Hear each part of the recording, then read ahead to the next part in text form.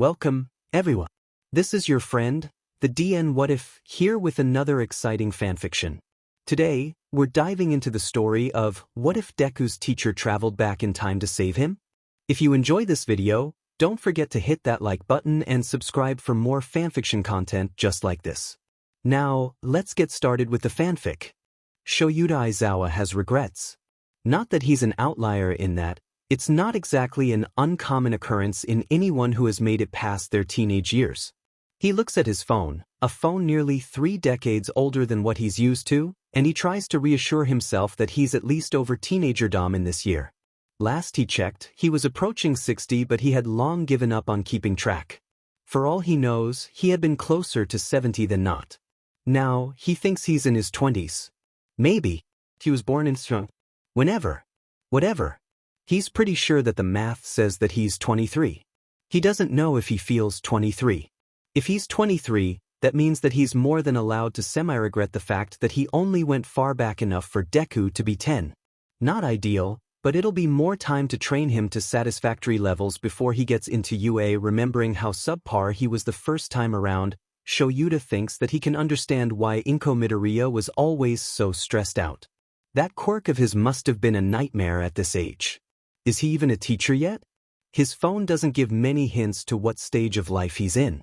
His call log is primarily unsaved numbers that he doesn't recognize. He has a number of missed calls from Hizashi and Namuri, but not enough for him to pin down if past him was in the middle of the depressive episode that eventually led him to apply for a job at UA and start getting his teaching degree. Not that it matters. He knows what he has to do to stop Shigaraki's rise and reign of terror. It never would have gotten as bad as it did if Izuku, I somehow magically have 7-ish quirks, Midoriya hadn't been ill-prepared for battle, and it wouldn't have happened at all if Midoriya had met even half of his potential by the time he met All for One for the first time. His problem child won't die this time. Shoyuta spent way too long trying to save the world before realizing that it was too late and had been too late for decades. Things started much, much earlier than Deku's death. That was the nail in the coffin for them all, but there's a reason why Shoyuta went back as early as he could manage instead of just going back to that day and jumping in front of the kid. His phone rings. Hizashi again. Weirdo, he mutters, sending the call to voicemail. What was their school's name?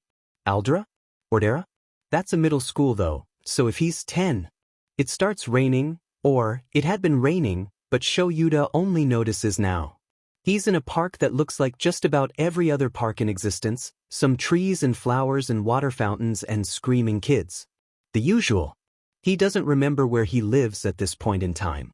Doesn't remember what he was doing on this specific day, wandering around a park in the middle of the day with only his phone and wallet on him. It seems out of character for him at any age. God, he's tired.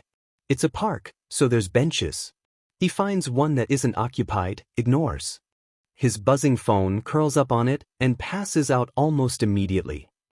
Shoyuta comes to a few hours later. There's someone walking towards him with tiny, tiny footsteps.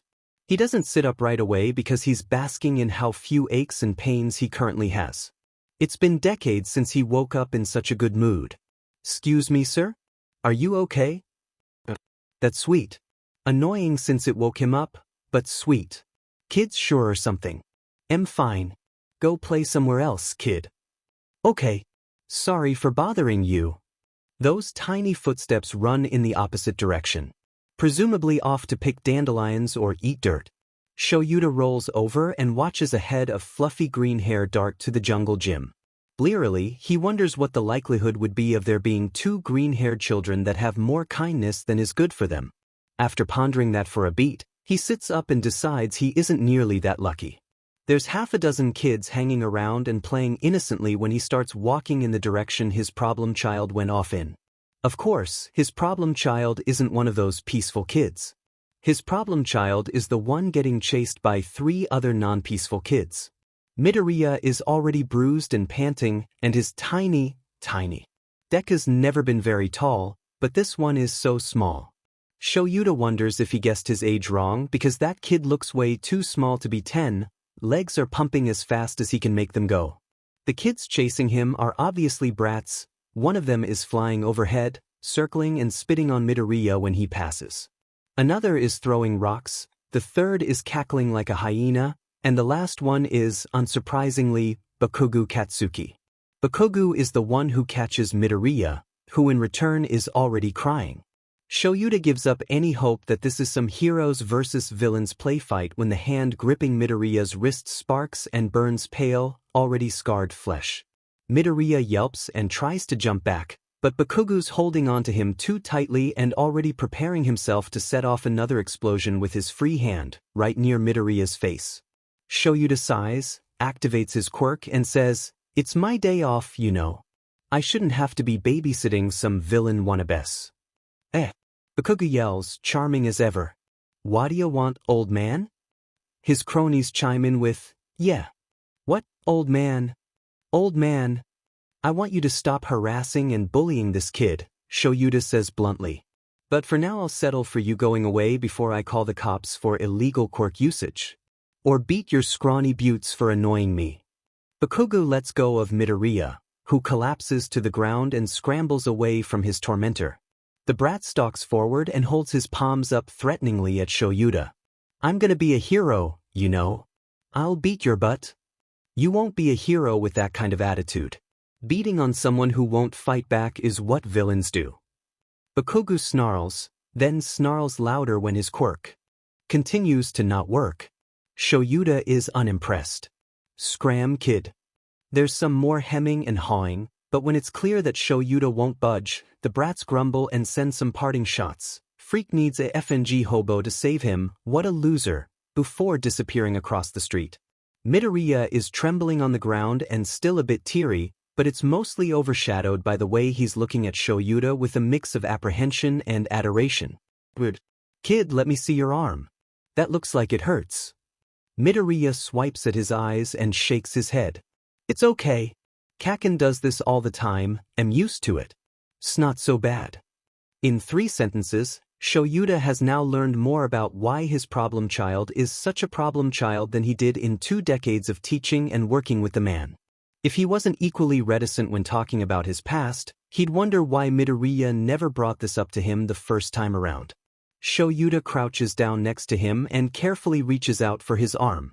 Midoriya looks like a confused puppy, head tilting this way and that as Shoyuta peers at the burns on his arm. "You know that it's wrong of him to do that, right? He shouldn't hurt you." "Oh well, Kaken's gonna be a hero, you know, and I'm just me." "Heroes don't hurt people." Shoyuta pauses, considers the fact that he just blatantly lied, and corrects it too. "Well, they don't hurt people like that. You should punch him back." Midoriya SCKS in a sharp breath. "Oh and no. He wouldn't like that. And I'm just. He'd be really mad. Really, really mad. It's really not that bad really." Shoyuta raises an eyebrow, then holds up Midoriya's bright red arm. There's multiple layers of burns in varying stages of healing, and more than a few scars. "Really?" His face flushes as red as the burns on his arm. Well, regardless. A pro hero shouldn't encourage illegal quirk usage, but if you did use your quirk against him, I wouldn't fault you for it when he's clearly been using you as a glorified punching bag for a while." He wilts immediately, slumps, tugs his arm out of Shuta's grip, and backs up a few steps. "Oh, I couldn't even if I wanted to. I'm quirkless."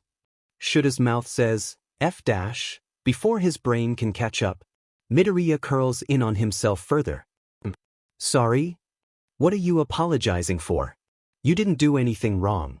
I just didn't realize those kids were bullying you because of that. That's way different than them just not liking you. Do your teachers know? They should have the kids in counseling for quirk discrimination." The kid glances up. He recites, with the certainty that comes from being told something frequently, "Teachers say it's not their responsibility to coddle sensitive kids like me. I need to toughen up, especially since I'm already at a disadvantage and weaker than the other kids, so it won't benefit me if they fight my battles for me." Shoyuta wouldn't claim that he's a great teacher. He's cold and stern in a way that intimidates even the boldest kids. He expels more kids than he teaches, but those that he teaches, he thinks he does a decent enough job.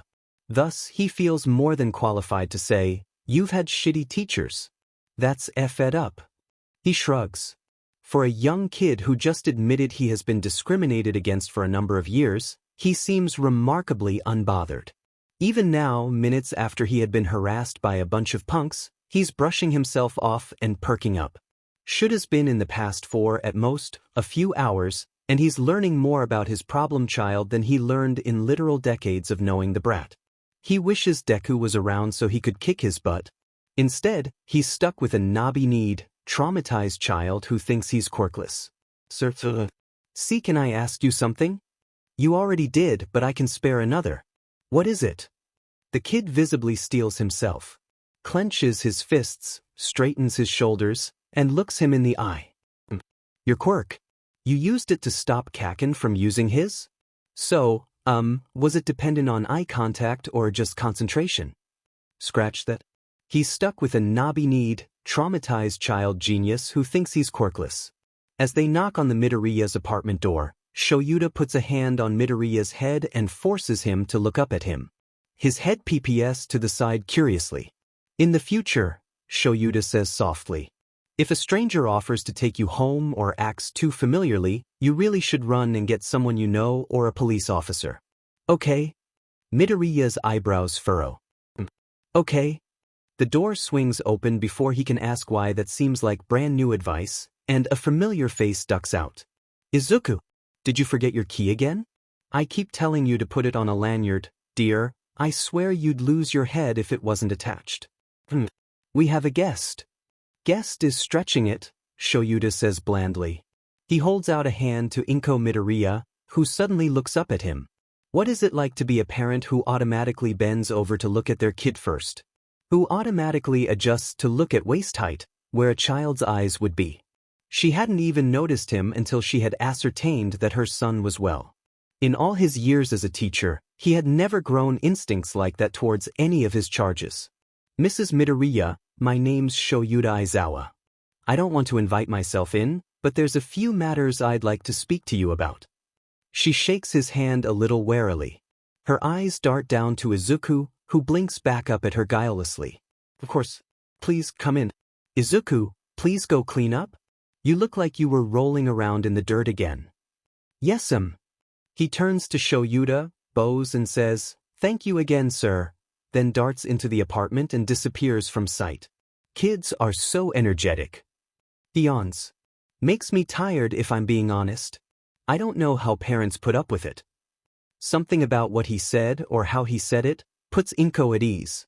She laughs, shoulders releasing some tension, and she ushers him in. You get used to it pretty quickly. Learn how to take naps when they're not looking. Cup of wine when they're asleep. A cup.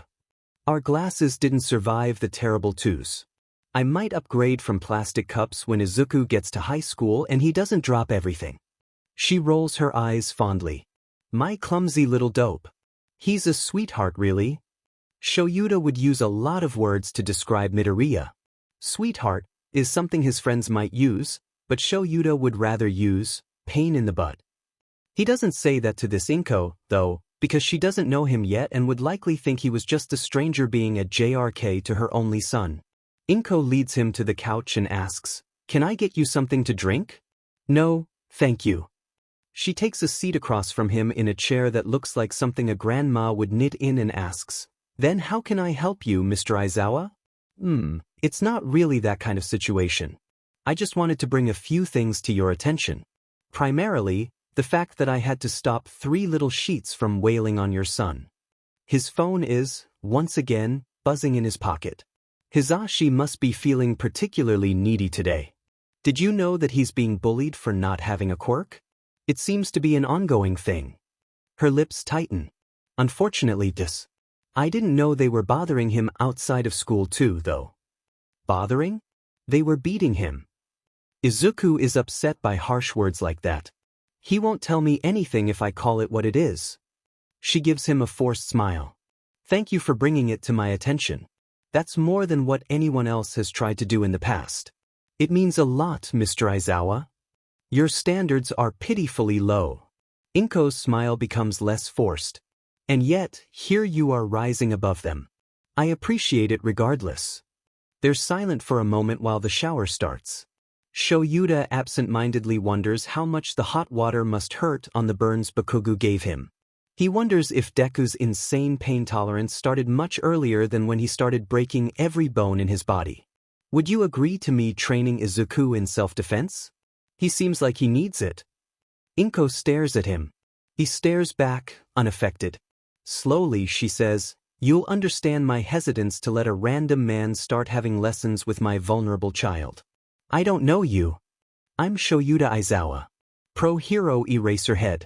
Feel free to look me up." He pulls out his wallet and hands her his hero license for good measure. The ID is scrutinized, turned towards the light, flipped around, and felt all over. Shoyuta isn't sure what information she's gleaning from her investigation, but if it makes her feel better about his interest, she can knock herself out. She eventually hands it back to him and asks, "What does a pro hero want with a quirkless little boy?" "Train him. He wants to be a hero, right? I'm sure he finds his fair share of trouble." Tension returns to her posture. Her demeanor is noticeably warier as she asks, "There's a lot of kids that want to be heroes. Even more kids that find themselves in trouble. Why my son?" To think that Inko Midoriya had been even more protective before Izuku went to Shoyuta has always had the utmost respect for parents that aren't total DS to their kids, but he'll admit he had once thought Inko was a spineless wimp. He respected her for raising someone as difficult as Izuku, but he thought she was a pushover and that her lack of authority was why Izuku continued to recklessly endanger himself. After UA began boarding and the kids moved into the dorms, Shoyuta quickly realized that Inko Midoriya is far from spineless, has never been a pushover, and is, in fact, someone to rely on in just about any situation. She cares for her son with a viciousness that Shoyuta sees more often in rabid dogs than parents. If she had been dealing with Izuku being discriminated against for the entirety of his formative years, he can understand her intensity. There were many times where he walked in on her and Nezu having tea with smiles and exchanging cold words. Nezu once told Shoyuta that Inko was his favorite human. Deku, because he was always a moron, never knew how many battles his mom had fought for him behind the scenes while he was busy breaking himself over and over again. Saving him from having to pay for property damage, from having to face consequences for actions that weren't his fault but could have been pinned on him if anyone dumber than his mom had been speaking in his favor. Maybe this time around he'll be able to convince the brat to be a little more aware and grateful. Shoyuta says, "Your son seems like he needs someone in his corner, and it isn't a lie." From the minute Deku walked into his classroom all those years ago, 5 years from now, he knew that this was a kid who felt like it was him against the world. He's only just realizing that there was more to that belief than teenage arrogance, but Shuta's never been one to let stagnant beliefs fester. He thought Deku was an angsty brat. Now he knows he's an angsty brat with childhood trauma. Different approaches are necessary. And Toshinori used to accuse him of being insensitive. Kids with flashy quirks don't need a hand up. The Bakugo brat that was giving Izuku a hard time, he'll be told every day that he's going to be successful. Maybe not in so many words, but by teachers' actions and adults fawning over him even when he's acting like a little sheet. He snorts, crossing his arms and leaning back in his seat.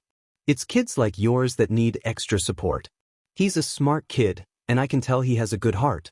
That's infinitely more useful in life than someone who can punch really hard or blow things up. Inko's head tilts, something he said makes her eyes soften once more, and she gives him a tired smile. "Mr. Aizawa, I'm a single mother. I can't pay you." Shoyuta scoffs. "I don't need your money." The teacher, "Teaching. I think I'd like teaching your kid if he'll take it seriously. That's all." She raises an eyebrow. "Are you sure you can afford to teach him for free? Forgive me, but you look to be going through a rough patch." Shoyuta rolls his eyes. "Just because I don't bother with my hair."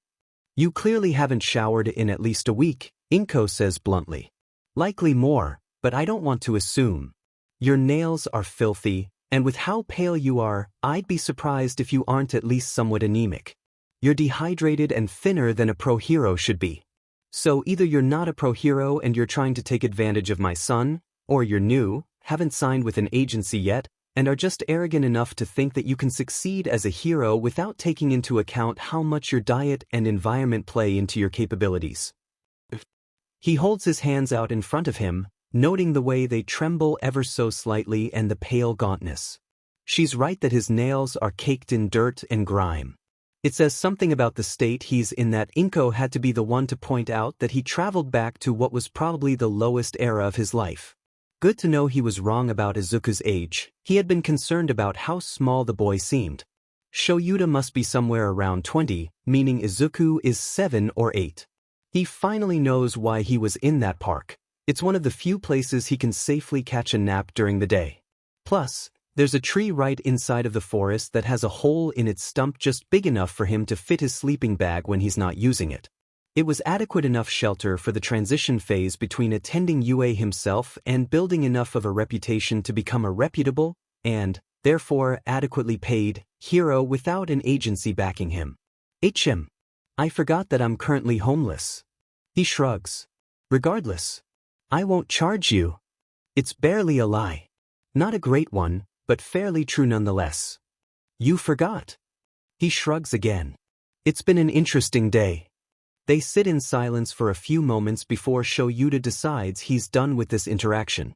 Either she'll let him train Izuku or she won't and he'll go behind her back. He doesn't have any other option. It'll be easier with Inko's help, but he has too much to accomplish and he needs Deku for it to work. He stands up and bows. Please consider my offer. I'll leave my number with you and you can… Oh, none of that. She waves her hands, and when he stares at her blankly, she reaches out and gently pushes him back into his seat. You have nowhere to stay, right? I did just say that I was. You'll stay with us at least for tonight. I wouldn't be able to live with myself if I didn't send you off with a hot meal and a good night of sleep.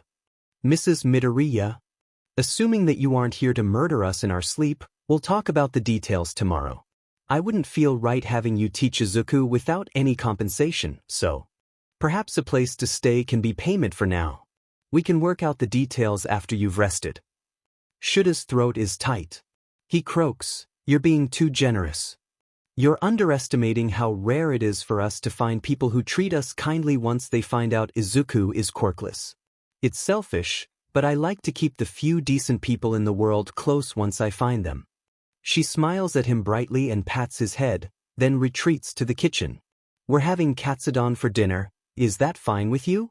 Shoyuta has had a long day. He lays down on the couch, throws an arm over his eyes and murmurs, "Sure, whatever," before sliding into a short nap. Shoyuta wakes up sometime later to the sound of a child gasping in delight and a mother laughing. It makes him want to GG if he's being honest, because that kind of sweetness is sickening. It doesn't stop him from sitting up and ruffling Izuku's hair when the kid walks over. He's vibrating with excitement as he says, "Mr. Izawa, Mom's making katsudon." "So I heard. Katsudon's my favorite." "Is it?"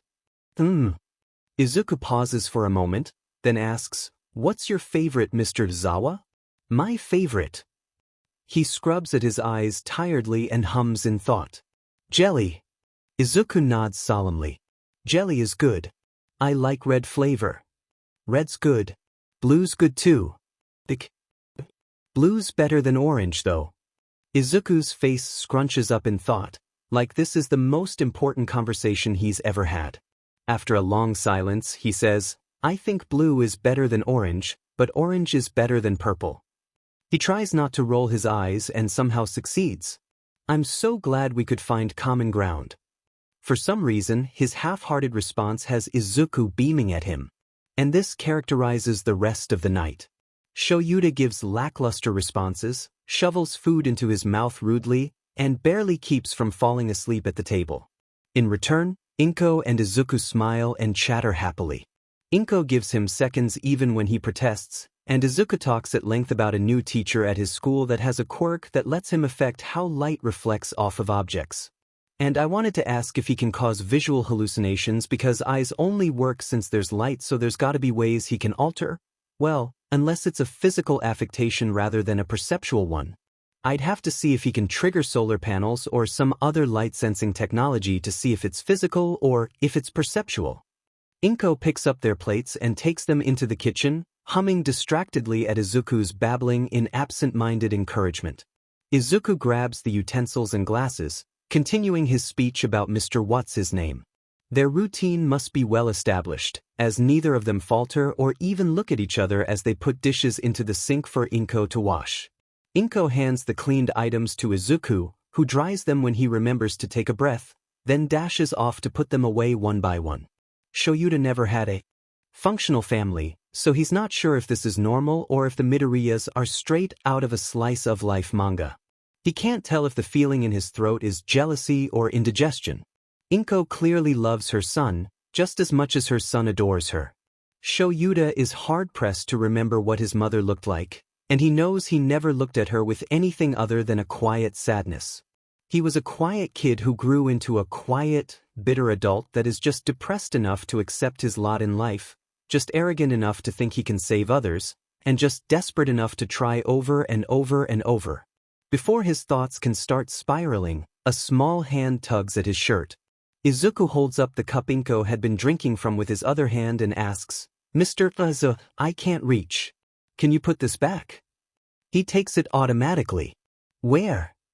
"To the left, there. Can you put this up there too?"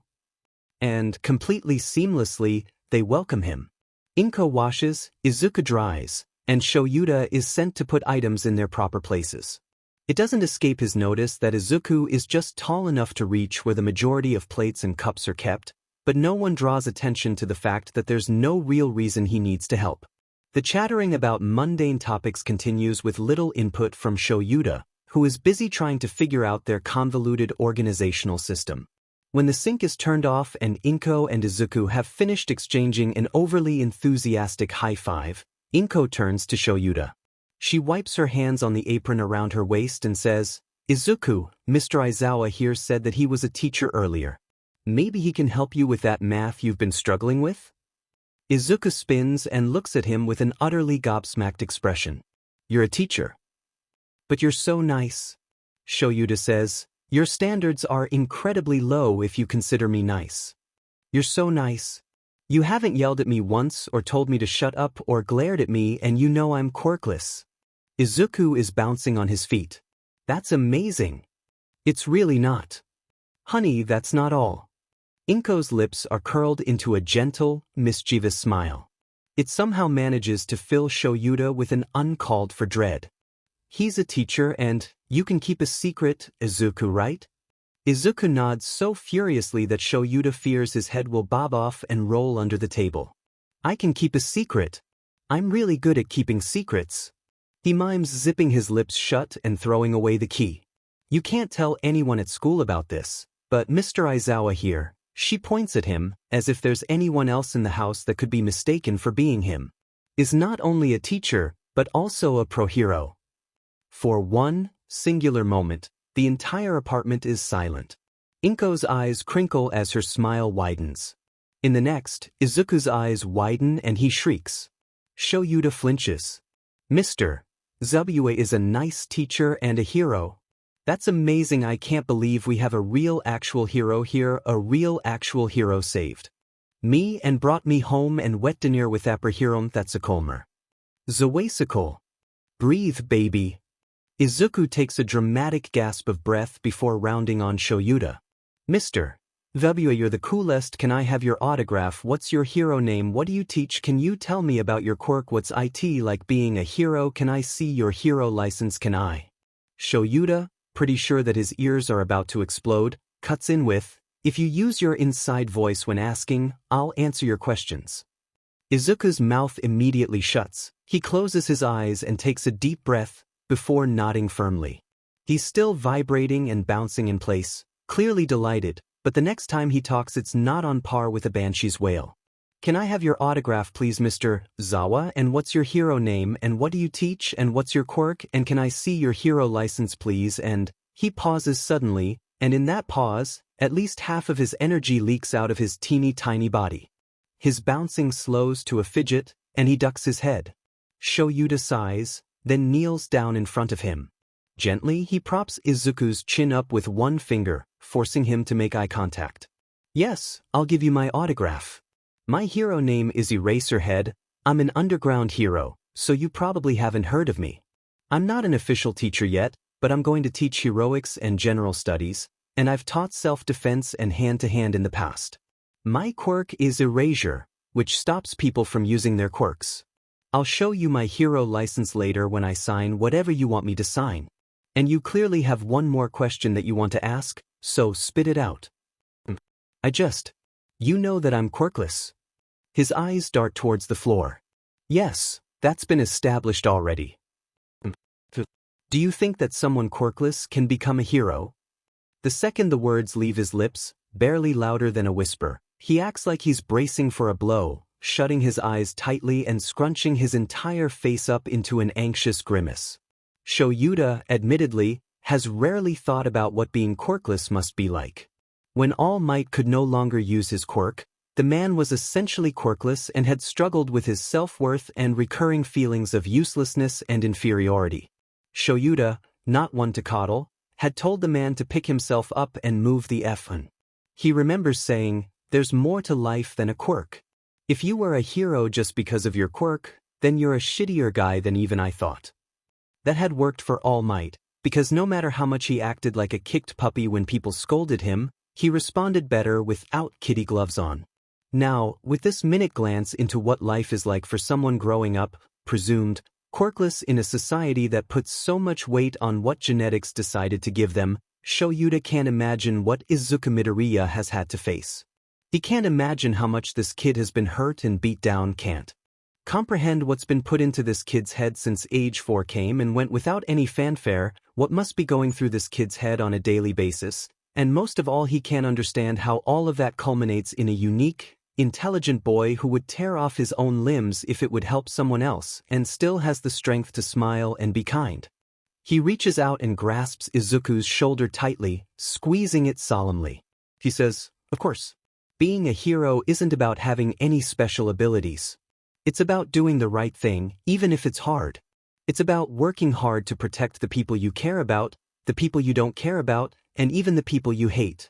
If you're willing to work hard and work smart, then you can absolutely be a hero." He isn't surprised that both Midoriyas burst into tears, but Izuku tackling him into a decidedly fierce hug for a 7 or maybe 8 he thinks year old is a little unexpected. Small arms tighten around his neck and threaten to choke him, there's tears and snot sliding down his collarbone, his ears are ringing with sobs, and his cell phone is buzzing in his pocket again. Shoyuta sighs. Changing the past has been a nuisance all around so far. Can we skip the hysterics and start on your math? You're like 5, what are you even doing? Counting. I'm 7. Izuku wails, somehow clutching him tighter. I am trying to multiply decimals so I see can predict hero scores W when they move up in the ranks. Shoyuta looks over at Inko, who has slid to the floor and is leaning against the cabinet he had to crouch down to put their bowls back into. She's crying and scrubbing at her face, hiccuping every few breaths. He sardonically asks, "Your son learns new math concepts for fun?" Inko sniffles and laughs, nods and wipes tears off of her cheeks. "That's my boy. He's a smart cookie. You must be proud." It's said sarcastically, but Shoyuta can feel fondness oozing out of him against his will. Without his permission, his hand comes up and pats the fluffy hair tickling his cheek. She chokes on another laugh and nods again and again and again. "Immensely. And you're going to take good care of my little hero, right?" For some reason, that makes Izuku cry harder. For an odder, more inexplicable reason, it makes Shoyuta want to cry too. "Of course," he says hoarsely. There isn't much to discuss after such an emotional beginning. The next morning, Shoyuta gracelessly rolls off of the couch, Inko and him drink a cup of coffee together, and she says, "Teach Izuku how to defend himself and how to be a hero, and you can stay on our couch until you get back on your feet or get a better offer. Deal?" Shoyuta, knowing that he won't intrude longer than he has to and this will be a non-issue soon enough, says, "Deal. Get settled in for a few days, we'll talk about what you'll be training him this weekend and what your long-term plans are. We'll wait to tell Izuku until we've ironed out the details. Otherwise, he'll get so excited he won't sleep until you wear him out with your plan." "Noted. And if you wouldn't mind walking him to school in the mornings, If you have the time, I would appreciate it. I have to leave for work, so he normally goes with Katsuki, but if there's any other option. It's a minuscule favor, in the grand scheme of things. Sure. Great. I'll write out our morning routine and what he'll need some help on. Izuku's pretty good about getting his backpack together, but we've had some mishaps in the past with him losing his lunchbox or forgetting homework assignments, so a second pair of eyes won't go amiss. Sure. Whatever you need. Inko beams and reaches over to pat his hand lightly. You're a good kid. Let me know if you need anything. I'll be heading to the store after work and picking up groceries. Izuku can give you my number. You're really lucky that the homeless guy you took in isn't a complete psycho who will take advantage of your reckless generosity. She finishes her coffee, grinning while she stands up and grabs her briefcase. I'm incredibly lucky, Mr. Aizawa. I won't deny it. Help yourself to anything in the kitchen, dear. I'll be home around 6. She clears her throat, then yells louder, Izuku, Mr. Aizawa is going to take you to school. I'm off. Tiny feet slap against the floor, followed by a messy mop of green bedhead and a mouth covered in toothpaste. Izuku, still so small that Shoyuta struggles to reconcile him with the image of Deku he has in his head, smiles through his toothbrush and waves with his free hand. He lets out a garbled, "Bye, Mama," as Inko blows him a kiss. They're sickeningly sweet. Shoyuta kind of wants to GG as Inko walks out the door, kind of wants to lay on the couch and bask in their warmth until he forgets the world he came from and how he got here in the first place. He makes a token effort at cleaning himself up some, but he's never been one for excessive grooming even when he had access to equipment for it. Inko had been kind enough to give him a spare toothbrush the night before, so he at least brushes his teeth and finger brushes his hair. By the time he's finished, Izuku is dressed and shoving books and papers into his book bag. Mr. Aizawa, let's get you to school. If you start asking questions now, we won't make it out the door. You have everything you need. He darts past Shoyuta to sit down near the front door to start pulling on a pair of garishly red sneakers. Today's Wednesday and we're having an assembly today about not doing drags and stuff, and I heard a rumor that Copter Raptor is running it. He was injured a few weeks ago, so it'd make sense if his agency was using his recovery time as an opportunity for building his public image up, but I hope he isn't too injured because that'd be sad, and while I'm excited to see him, I don't want. Alright, yes, I agree. That's a good guess for why he'd be there, if he's going to be there. Now let's go before you're late. The walk is like any other walk with an energetic child would be. Izuku babbles about whatever whim passes his mind at the time. Shoyuta listens with half an ear and tries not to fall asleep standing up, and he makes sure Izuku doesn't accidentally walk into a telephone pole.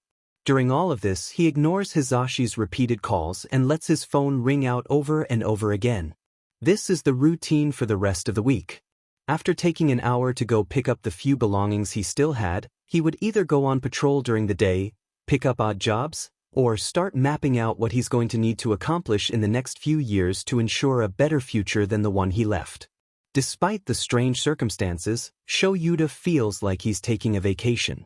When he's finished with whatever task he's taken on for the day, he walks Izuku home from school, gets him a snack on the way home, and keeps him entertained until Inko comes home and cooks dinner. They clean dishes together, settle in for a movie, or Izuku pulls one or both of them into playing some sort of game. Shoyuta, if he were the kind of man to get embarrassed, would be red in the face admitting that he's become extremely proficient at playing heroes and villains with Izuku. Just for a few minutes, Izuku had pleaded with those large, glistening eyes of his. You gotta be the villain and chase me and I'm the hero and I'll run away, or I can be the villain and chase you but you're already a hero so it wouldn't be playing pretend that way and… How? Shoyuta asked slowly. Can you possibly… this much energy? Izuku proceeded to fall over and beg and plead at Shuta's feet until the man sighed and said, 10-second head start. Get going. He justified it later as practice for when Shoyuta will really start to train him, since this game is essentially themed tag. Izuku shrieked every time Shoyuta caught him underneath his armpits, swinging him around in a circle before letting the kid wriggle out of his grasp. Inko eventually sent them outside so they wouldn't accidentally break anything and thus cemented grass stains as a permanent addition to Shuta's wardrobe. By the end of the week, with how frequently Izuku wants to play and how weak Shoyuta is to the problem child's doe eyes, Inko has enough photographic evidence to ruin Eraserhead's reputation forever. It's unnervingly comfortable to slip into their lives and start caring about them. He had figured that Mini Deku would reel him in against his will, the way he made friends with just about anyone who sat still long enough and wasn't actively murdering someone else, but he hadn't expected the intensity of it. He hadn't expected how much Inko's kindness would get under his skin. Quiet cups of coffee in the morning, when the sun's just starting to rise, is company he doesn't mind. Without his consent, he perks up when he hears Izuku's alarm go off. He has to bite back grins when Izuku comes barreling out of his room to hug his mother and wait patiently for Shoyuta to poke his forehead with a grumbled, "Your breath stinks, problem child." On Saturday morning, Izuku is sleeping in like any kid would. Inko doesn't work weekends, so she pours them both a second cup after she finishes her first. She raises an eyebrow at him, waiting to see if he'll start the conversation they need to have, and Shoyuta realizes he doesn't want to leave. In his mind, the conversation would end with him getting Inko to approve the training plan he had put together, thanking her for her hospitality, and walking out the door with his sleeping bag and the toothbrush Inko was nice enough to buy for him. He'd pick a different park so he wouldn't run into Izuku outside of their designated training times, and he'd make sure to spend his next paycheck on a gym membership so he could shower and let Inko think he had found somewhere to stay. Shoyuta never thought he would be so selfish as to consider intruding longer than he already had. Already, some part of his stupid, defective brain is whispering offers he could make to convince Inko to let him continue mooching off of her. He'll pay partial rent, he'll do the grocery shopping, he'll learn how to cook, he'll walk Izuku to and from school and help with his homework, he'll beat the crap out of Bakugo next time the kid lays a hand on Izuku, he'll clean and do whatever she wants him to if she'll let him keep basking in their warmth. He shakes his head, trying to knock the pathetic desperation out. He's really the most pitiful option they picked for this mission, isn't he? A selfish BSRD who's already getting distracted by the first people to give him a hot meal, putting his wants before the world's needs. What has you thinking so hard, Shoyuta? He sips at his mug and sighs. Nothing important. I'm assuming you want to discuss Izuku's training. That, and I think it'd be good for us to talk about getting you settled in more. Shoyuta shakes his head immediately. Unnecessary. I'll be out of your hair by the end of the day. One time, when Shoyuta was on patrol, he saw a kitten. It was small and adorable. The pitiful thing was cuddled up against a lump of what must have been its mother, crying and mewing until Shoyuta dragged it away. He went to take it to the closest vet, but it died before he got there. For some reason, whether it was because of the dead cats or if the dead cats were merely what pushed him over the edge, he had called off patrol for the first time in years to get outrageously drunk and lie in bed for 3 days straight. The look Inko gives him makes him feel 10 times worse than the dead kitten did. "Oh, did you already find another place?" she asks with painfully forced cheer. Her smile makes him feel sick. "I have. I was actually, oh well, I guess it doesn't matter." "What?" She shakes her head. "You're going to think I'm silly, but I spoke with the landlord, Mrs. Watanabe, and it turns out there's a unit opening up down the hall that has 4 bedrooms. She was saying that it'd be okay for us to move there even though the lease for the year isn't up yet." Inko gives him a sheepish smile and puts her mug down to wring her hands together. But if you already found a place, I guess that won't be necessary." Shoyuta stares at her long enough that she starts blushing and avoids his eyes, mumbling something unintelligible under her breath. In disbelief, he asks, "Do you want me to stay?" She somehow ducks her head further and mutters, "I wouldn't want to pressure you. Yes or no? Do you want me, a homeless idiot who has to be reminded to eat and wants to teach your son how to throat punch villains, to stay?" Inko says, "I didn't know that a throat punch was all that different than a regular punch." Inko. "Well." She fidgets, doesn't meet his eyes, then sighs and slumps in her seat. "Just, okay? And I realize it's ridiculous. You're a grown man and I'm sure you have your own life and places to be and people your age to meet and have fun with, but you make Izuku so happy and it's selfish, but I've been sleeping better knowing that someone as capable as you is here and walking my son to and from school. Do you know when the last time I saw my son so happy was? This is the first week where he hasn't come home with injuries that he's too afraid to talk to me about, and that's not a coincidence, so of course I want you to stay, and I'm sorry to put this on you, and I'm sorry. Here, she hiccups and her eyes start watering. I'm sorry that I'm taking advantage of your kindness, and now I'm crying all over you. Please stop crying, he says, pained. I'll stay if you stop crying. I was just being polite. Huh. I thought I was being considerate by leaving. I don't actually have anywhere else to go. She sniffles. You don't. I was going to find a bench to sleep on. It's silent as Inko stares at him incredulously, her tears drying the longer she judges him. He adds, it's not as bad on your back as you'd think. Please don't sleep on a bench. We'll get you a bed once we move to the bigger apartment. I don't want to make you move. The couch is fine. The couch is fine because you're so young. Give it 5 years and you'll need a chiropractor on call if you keep sleeping there. The sad thing, she's almost right.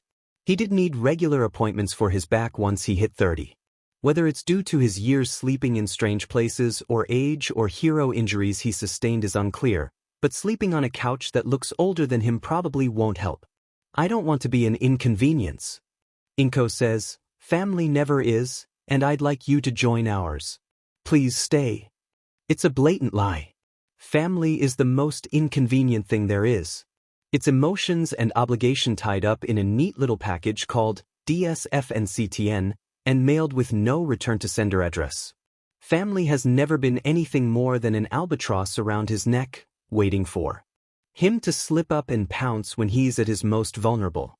Because it's already been established that Shoyuta is a selfish, pathetic BSTRD who doesn't know when to quit trying, he says, okay, then leaves to wake Izuku up because he can't stand to look at Inko's beaming face any longer. At the start of the next week, Shoyuta is walking Izuku home from school and preparing himself for how loud the kid's going to be when he tells him about his plans to train him. He gave up on figuring out the gentlest way to break it to the kid yesterday, knowing dim and well that Izuku's going to lose his mind and shriek with joy no matter how Shoyuta words his offer. He knew that Deku had been an intense fanboy, but Deku was downright apathetic compared to Izuku's fanaticism. The things kids clutch onto when the world is beating them down.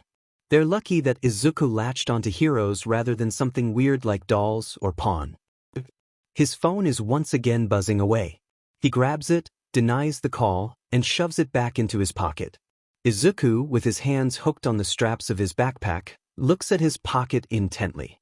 Shoyuta raises an eyebrow at him, but Izuku's too busy staring at his pocket and furrowing his eyebrows together in concentration.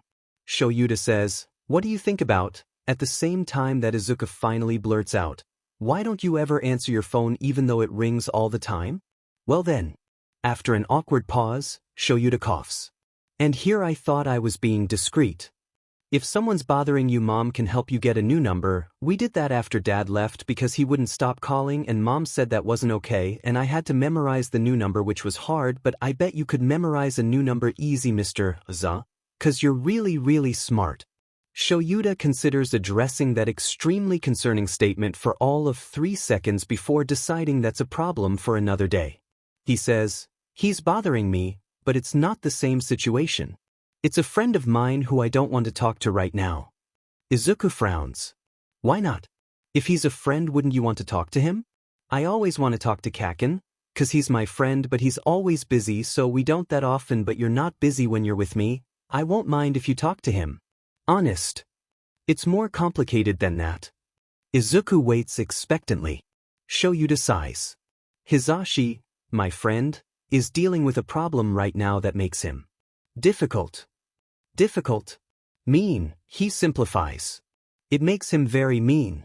I don't want to talk to him until he stops being mean, and he won't stop being mean until he deals with his problem.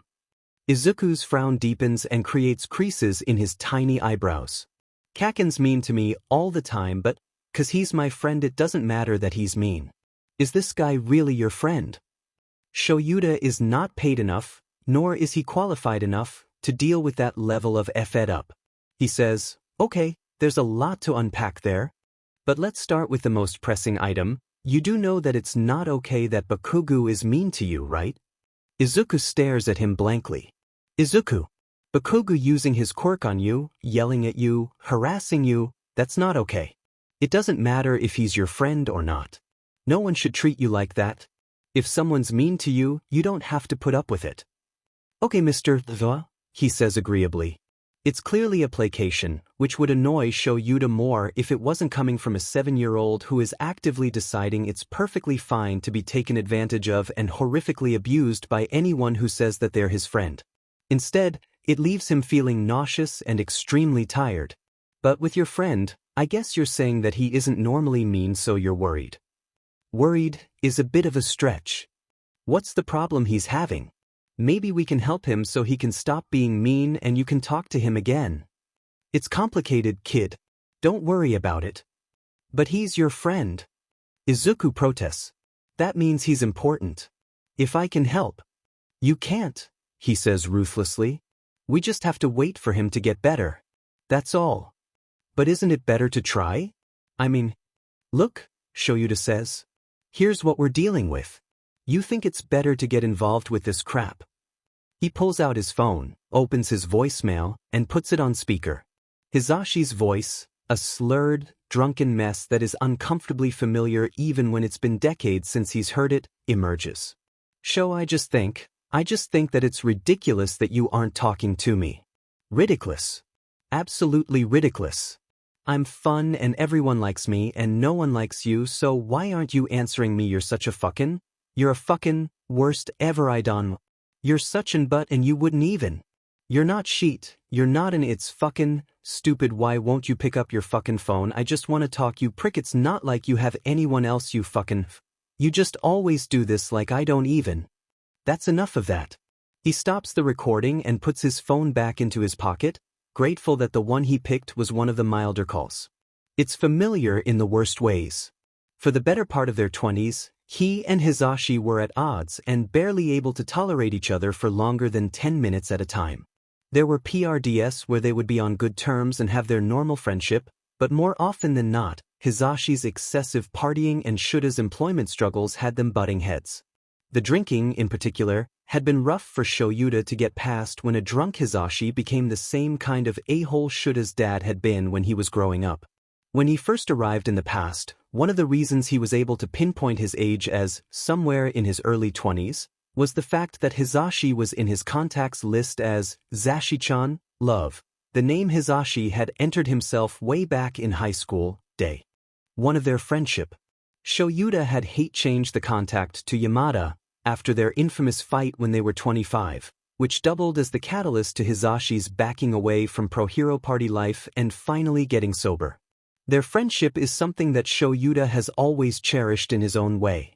He's not an affectionate guy, nor does he have any plans on ever being one, but Hisashi is his best friend.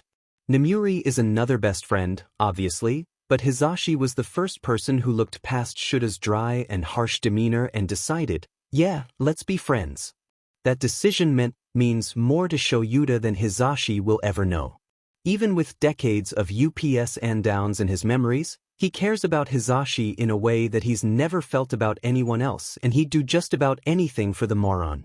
That doesn't mean that Shoyuta has any patience to watch Hisashi self-destruct with booze and fame. He didn't the first time around, and he doesn't have any plans to be a part of that this time either. He's a pathetic BSTRD, but there's boundaries that Shoyuta set in his formative years that no one will be able to make him cross. On some level, he was always impressed that Hisashi managed to keep his ranking in the top 50s. He had some close calls, more than he would have if his brain wasn't fermenting in clementine-flavored Svedka, but he kept his stupid butt alive and never ranked lower than 45. While a lot of that is due to his popularity and his radio show keeping him afloat, just as much is due to him being a genuinely skilled hero with a winning personality and smile. What he could have done if he hadn't spent his 20s trying to drown himself in his vices, the wasted potential made Shoyuta that much more frustrated when he'd see him acting stupid and getting dragged by tabloids for stumbling out of a club at 4 in the morning on a Wednesday. It makes him furious now, knowing how much Hisashi was held back by his shitty decisions even decades into the future. And somehow, irrationally, he's even more incandescently set at Hisashi now that Izuku is looking at his cell phone with a strange, melancholy expression. his best friend is ruining his life and making Izuku pity him for his chic choices. Shoyuta knows that he's a pathetic BSTRD, but Hisashi at this point in time is a lot worse. It sounds like he misses you, Izuku says quietly. Shoyuta scoffs. If he missed me, he'd stop being a jerk. I think he misses you a lot and it'd mean a lot to him if you tried to help him. 'Cause when you're that mad, it's only 'cause you care. He pauses, then adds, even if you can't fix it, it helps knowing that someone wants to help. I know you and Mama can't fix how everyone's mean to me at school, but it's nice knowing that you would if you could. Shuta's glad they're approaching the apartment now, because how is he supposed to respond to that? No, they can't fix how the school as a whole treats Izuku. To Burns, but there's nothing Shoyuta can currently do as a new hero. The school thinks Izuku is quirkless and neither he nor Inko has enough money or influence to make them treat him half-decently. Cops are at best useless and at worst actively detrimental to any situation they're brought into. Inko's job means she can't move them to another district, and that's ignoring the fact that the chances of any school accepting a quirkless kid are extremely, pathetically low. Izuku can't kick up a fuss or fight back, either, or else he'll risk expulsion or at the very least a black mark on his record that will keep him from attending due to his status, any high school. It's not like any of the teachers will stop to verify if he was the instigator or victim, after all. Once Shoyuta gets his teaching job back, there will be more leeway there since he'll be able to vouch for him. Until then, Izuku has to keep his head down and play as nice as he can manage. Shoyuta and Inko had discussed this at length when fleshing out Izuku's training plan. She had, with abnormally dry eyes, told Shoyuta that he has to make sure that Izuku won't use what he's teaching him against his bullies unless absolutely necessary. Shoyuta had automatically protested. Then, after Inko showed him the depressing statistics about quirkless employment, graduation, and suicide rates, he reluctantly agreed. It's terrible to think about how Shoyuta never would have had Izuku as a student if he hadn't held on until his quirk came in. It's a thought that joined the pile of thoughts that already keep him up at night. Izuku is pretty much saying, you can't help me or Hisashi, but knowing that you care enough to try is more than enough for me, so it's probably the same for your blonde idiot. And it's galling to need a child to tell him that when Shoyuta knows demon well that Nemuri's periodic texts and lunch dates were all that kept him sane in the years following his problem class's graduation. He leads the way up the stairs and says, you're really good at making me realize I'm a terrible person. Thanks. Izuku's wails and denials trail after him, making Shoyuta smirk. Let's see what your mom's planning for dinner. Maybe she'll let us get some ice cream later if it's still light out after. Mr. Zo, you're not terrible. You know I think you're the coolest. Even cooler than All Might? That's not fair. I see. Guess I'm getting ice cream alone then. Mr. Zawa.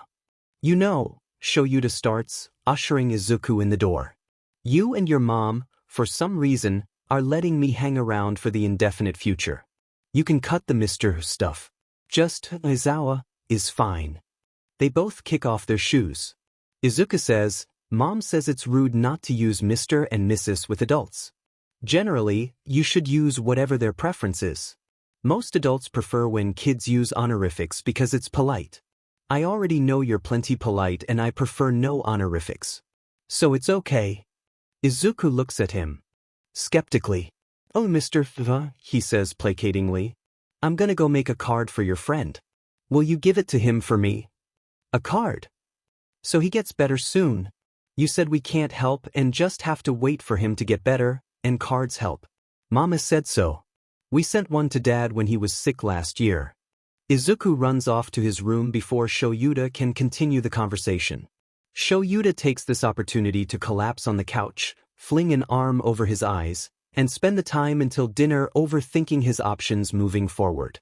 Shoyuta isn't thrilled to be walking into a shitty cafe at 8 in the morning laden down with a care package the size of an overweight Rottweiler, but he's not the kind of man to give up on his commitments. He might analyze a situation and ruminate for days, but once he's made his decision he sticks to it. Even if he already wants to go back to bed. And his head is already aching from how loud this encounter is going to be. And he'd much rather be making Izuku run laps to hopefully exhaust the kid's never-ending enthusiasm. And he had to skip his second cup of coffee with Inko to make it to the cafe in time. He's your friend, Shoyuta mutters, mocking Izuku's tiny voice.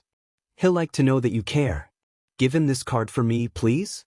Even though I'm an annoying problem child who makes you feel bad for not being as emotionally intelligent as a traumatized 7-year-old. Are you actually going in, or are you just planning on blocking the entrance all day like a FING idiot? Some woman barks at him. She's tapping her toes pointedly, arms crossed and a baleful glare leveraged at his face. Shoyuta, because he has better things to do than cater to this woman's rage, opens the cafe's door as slowly as physically possible. He stares her down, blank face a sharp contrast to her reddening one, and takes one step in. Then another. He inches his way into the cafe at a pace that could generously be called slow. He doesn't break eye contact. Are you effing kidding me? Shoyuta. There you are. A pale hand grabs his arm and pulls him in. Gentle, in contrast to his abrasive loudness. Come on, I have a table for us already. He's already being pulled away before he can respond, probably to the joy of the irritating woman who needs more than meditation and a good lay to get that stick out of her butt. What a pain, having to deal with someone like that when his morning is already off to an annoying start. The blonde dragging him past hipsters and college kids, because of course somewhere cool is where Hizashi would make them meet, is dressed down for once. His hair is in a messy braid that doesn't quite hide the fact that there's some crud stuck in it. If Shoyuta had to guess, the consistency of the wet crud points to bile and the sparkly bits are probably confetti. He's wearing a plain gray sweatshirt that almost covers his knees, something present Mike would never be caught dead wearing in public, and his shoes are mismatched flip-flops. Shoyuta is urged to sit down, care package placed at his feet, and between one moment and the next, Shoyuta sees Hizashi's face for the first time in a decade. Clearly, the idiot hasn't been sleeping. His eye bags are worse than Shuta's, and Shoyuta was up until 3 last night fielding Izuku's questions about how to throw a proper punch. His lips are chapped, his eyes are red, he's breaking out near his chin the same way he always did during finals week stress. There's smudges of some kind of makeup around his eyes and lips, and underneath all of it, Hizashi looks so damn happy to see him. He's smiling. It's been a long time since Shoyuta last cried, but he doesn't think he could ever forget the way it sneaks up on him. His throat aches, his eyes prickle, and he hiccups, and it's just like the day Deku died, where he suddenly can't stop it from happening even as he knows it won't fix anything. Shoyuta? Shoyuta? What's wrong? Oh my god, are you dying? Am I dying? WHE, are you crying? I don't think I've ever seen you cry before. Holy shit, what's wrong? In a strange twist, Hizashi isn't yelling. He's whispering, voice getting quieter and quieter with every word. Shoyuta grunts and wetly says, "This is your fault, idiot." My fault? There's the yelling. Shoyuta was almost worried there for a second. You look terrible. I thought I was looking at a zombie. I don't think anyone who could see your face right now would blame me for reacting like this. The impact of his statement is compromised by the way he sniffles and hiccups in between sentences. Shoyuta is experiencing too many feelings to give a DMN about that, though. You're so mean. Hizashi wails, slumping in his seat. We haven't talked in months and you're already being so mean to me. I'm not the one who walked in here with puke in their hair. You're mean for making me look at that. Hizashi's face is blank for 2 seconds, before he turns bright red. One of his hands starts to reach for his hair, before stopping halfway through. He instead picks up the napkin on his side of the table and wipes at his face and hair in a futile attempt to clean up some of the mess. Yeah, I guess, you know how Fridays are, just a wild night. Didn't realize how early we were getting together, and it's not. Look, Shoyuta interrupts, wiping his eyes and sighing. It's weird seeing Hizashi embarrassed. The man's normally so carefree that this hesitant, ashamed version is strangely foreign. You know how I feel about your partying. I'm not here to talk about that or lecture you. When you're ready to get help, I'm here. He stops, picks up a menu and says, right now, though, we're just getting coffee. Hizashi doesn't do a good job of hiding his shock. Shoyuta, because he's not a total prick, pretends not to notice. We're not talking about your partying or about how I'm getting a caramel frappuccino. Deal? Hizashi hoarsely says, "Oh come on, Sho, how am I supposed to not say something about that? Mister, I want my coffee as black as my soul? Plain coffee's cheaper. I finally have some extra money, so I'm getting the DMN frappuccino." He brightens up, sitting up straighter. "Did you finally sign with an agency?" "Not quite. I think I was adopted? Sort of." Shoyuta mutters, flipping through the menu.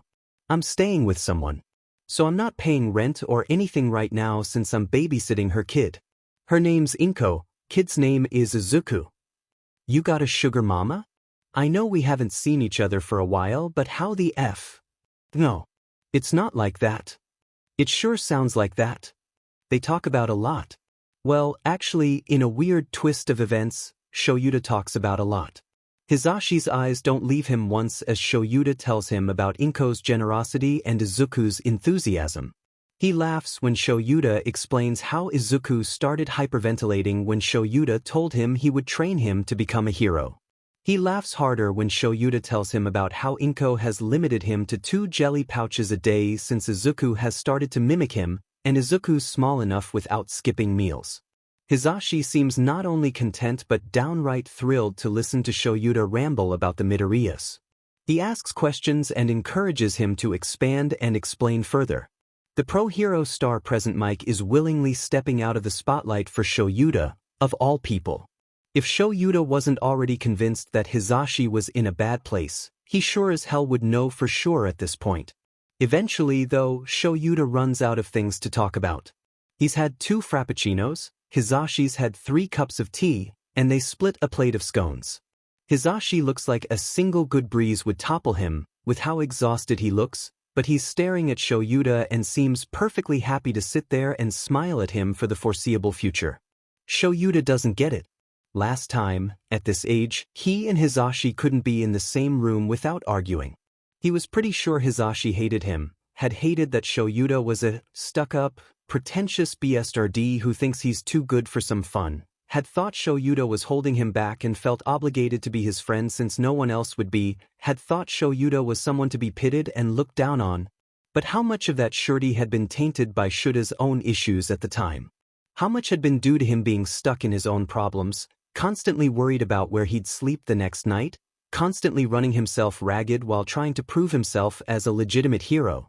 How much of their strife came down to Shoyuta not knowing how to say, "I'm not mad at you, I'm mad at our situations. I'm mad that you felt like booze was the answer. I'm mad that I'm too pathetic of a hero to save my best friend from himself. I'm mad that even as we're talking I'm trying to remember if I have enough money for a cup of coffee or if I'll have to patrol on an empty stomach again, and I'm so goddamn mad that you keep trying to act like everything is fine and we're not falling apart." And, with a distance that only decades could provide, how much of his reticence towards friendship of any kind was Shoyuta punishing himself for Oboro's death? How much was him fearing that the same would happen to Hizashi and he'd have to bury another friend? It all seems to have contributed to their problems more than a lot, seeing as they're currently having a decent enough conversation and they're nowhere near each other's throats. Apparently, it only took a couple decades of unprecedented traumatic experiences for Shoyuta to learn how to be a decent friend. In his mind, he's almost a senior citizen. He doesn't have the energy or patience to be prideful anymore. He wants to change the future, of course, but he also wants to enjoy the time he has with the people he cares about, even if it's selfish and makes him feel guilty in his core. It doesn't make him feel bad enough to walk away from the Midoriyas, which means it has nothing on how much he would never be able to turn Hizashi away. It's well into the afternoon when Shoyuta decides that, as pleasant as their time together has been, he needs time to himself. He says, "I have to get going. I'll see you at the same time next week." Hizashi, blonde, exhausted, visibly hungover, beams. Sunny and absolutely delighted, he gives Shoyuta a double thumbs up and says, "Yep. I want to hear more about your little listener, and you better tell me how he does on that test of his, K. Whatever." He stands up and pushes the care package over to Hizashi's side of the table with his foot. "That's for you. From Inko. I told her you were fine, but she said if you're doing half as fine as I was when she met me, Then that's not fine at all, he recites dutifully. Izuku made a card or something too. I dunno. I didn't look. Oh wow. I'll see you next week. Shoyuta turns and walks away, ignoring Hisashi's cheerful well wishes and goodbyes. That night, after a crappy patrol, Shoyuta drags himself back to the apartment. Izuku's already asleep, as he should be. It's past 4 in the FNG morning, and Inko is just waking up to start her day. As she groggily starts the coffee maker, Shoyuta collapses onto the couch and pulls up the latest voicemail from Hisashi. He's drunk, obviously, but not as plastered as he normally would be. The voicemail is a lot of him gushing over how nice it was to see him, and how much he missed Shoyuta, and, I can't believe how nice the Midoriyas are. You deserve nice people, and Mrs. Midoriya gave me so many snacks. She's so nice, and the little listener's card made me cry. Okay, I'm still about to cry. I can't wait for next week. I miss you already. Thank you, Shoyuta. I think you're the absolute best. Well, it's a step up from getting screamed at. It's better than last time. He listens to it 3 more times, trying to understand how he could have changed so much in not much time at all, without even really trying. Shoyuta wonders what'll happen when he starts to put real effort in. I thought you would dodge. Izuku shrieks, running forward. Mr. Thuz, are you okay? I'm so sorry. Oh no, you're bleeding. It's fine, kid, back off. It's fine. I've been hit harder by kittens. You're bleeding. It's fine. Unsurprisingly, Izuku bursts into tears. Shoyuta, nose bleeding and head ringing, can't bring himself to hide the fond grin on his face. Who would have thought that a few months into living with the Midoriyas, he'd find the copious number of tears endearing rather than annoying. He reaches out and ruffles the kid's hair, waits until his sobs have died down to some pathetic sniffles, then says, "That's how much force you should be putting into the kick. You did good. Let's do it again." What if I hurt you? That's the point of this. You hurt people to distract them, and from there you either incapacitate them or get away from them. Right now, you're tiny, so you'll be aiming to get away from anyone who attacks you. When you're older, I'll show you how to incapacitate. Okay? Izuku nods very seriously, eyes already dry. As quick as he is to cry, he's just as quick to pull himself together. Shoyuta is painfully fond of this strong kid, who feels things so strongly and works so hard even when everyone is trying to tear him down. He swipes at the blood trickling out of his nose and says, "Okay, we'll work on this for a little bit longer, then we'll start heading home. Inko wants us to pick up takeout. Can we get okonomiyaki? Maybe. Show me you can kick that hard again and I'll consider it." Izuku grins at him. They, obviously, get okonomiyaki for dinner. Izuku insists on carrying it himself. It's training. If I can't carry this, what kind of hero would I be? And between that and his inability to go anywhere without rambling on and on about whatever quirk caught his eye that day, Shuta's busy keeping him from running into traffic or a telephone pole. Do you have a favorite animal, Mr. Zawa? Cats. Rabbits are all right. I like cats a lot though. Cats are great. Did you know that they domesticated themselves? Humans domesticated dogs, 'cause of hunting and stuff like that where dogs would help them, but humans never did that with cats. They just became friends with humans, 'cause they wanted to be. It's also why there's a bunch of different, specific dog breeds, but cats are more muddled, 'cause dogs were picked for being good hunters or trackers or whatever else people wanted them for, but cats weren't ever selected like that. And cats only meow, 'cause they want to talk to us. Makes sense. Cats are smart. They are. Did you know that when cats blink really slow, that's their version of a smile? Izuku's eyes go starry. He's always unreasonably impressed any time Shoyuta tells him something that he doesn't already know, even if it's extremely basic information. Really?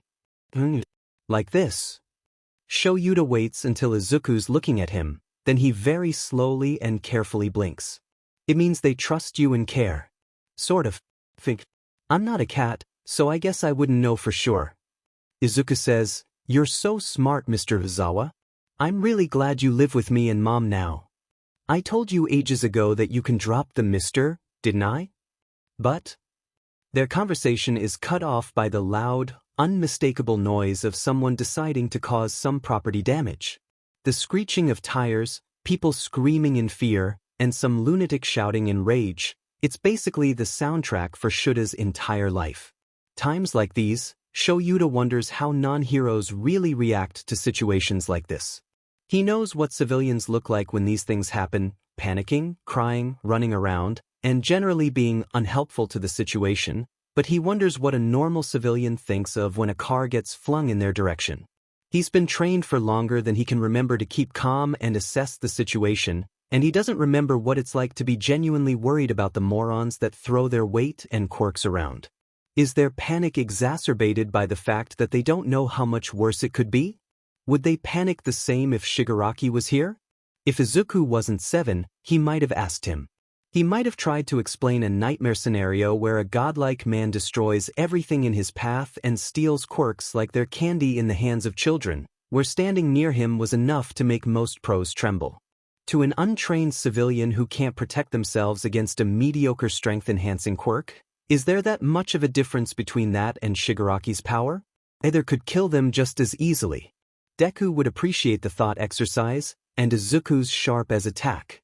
While he wouldn't be able to dig in the way Deku could, Shoyuta finds himself curious what this young version of his ally would have to say about the matter. Izuku, though, is 7. He's 7, visibly afraid, and Shoyuta is responsible for him. Izuku, to his credit, immediately clutches onto Shuda's hand. It's a better response than Shoyuta could have hoped for when a child is faced with panicked civilians and a loud disturbance. Him freezing up or running away. Who's he kidding? His problem child would run towards danger, not away, would have been a pain. Not that there's much danger, really. From what Shoyuta can see, the person causing mayhem is more brawn than brains. His path of destruction is haphazard and doesn't seem to have a goal in mind. Bulging muscles, taller than a house, and stepping on anything he wants as he runs away from the cops. It looks like a typical situation that didn't have to be as messy as it's ended up being. A guy with a large, intimidating mutation quirk got startled and started wreaking havoc. Likely, the poor bastard was shoplifting or smoking something he shouldn't. The cops spooked him and he panicked.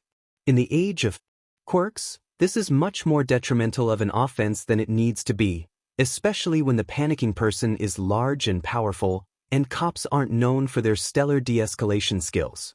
There are issues in the hero community and how much power heroes are given, but at least they're public figures that will be raked over the coals if they step out of line.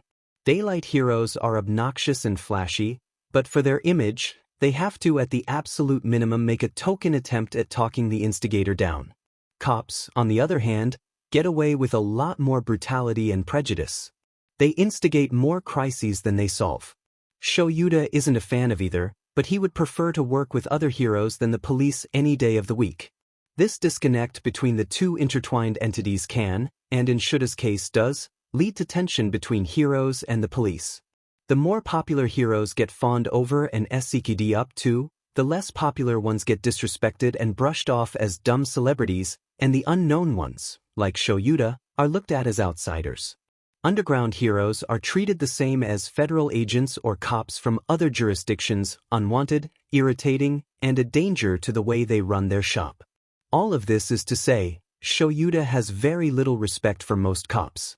He's had too many bad experiences with them not trusting his judgment and doing their damnedest to make his already difficult job more of a pain.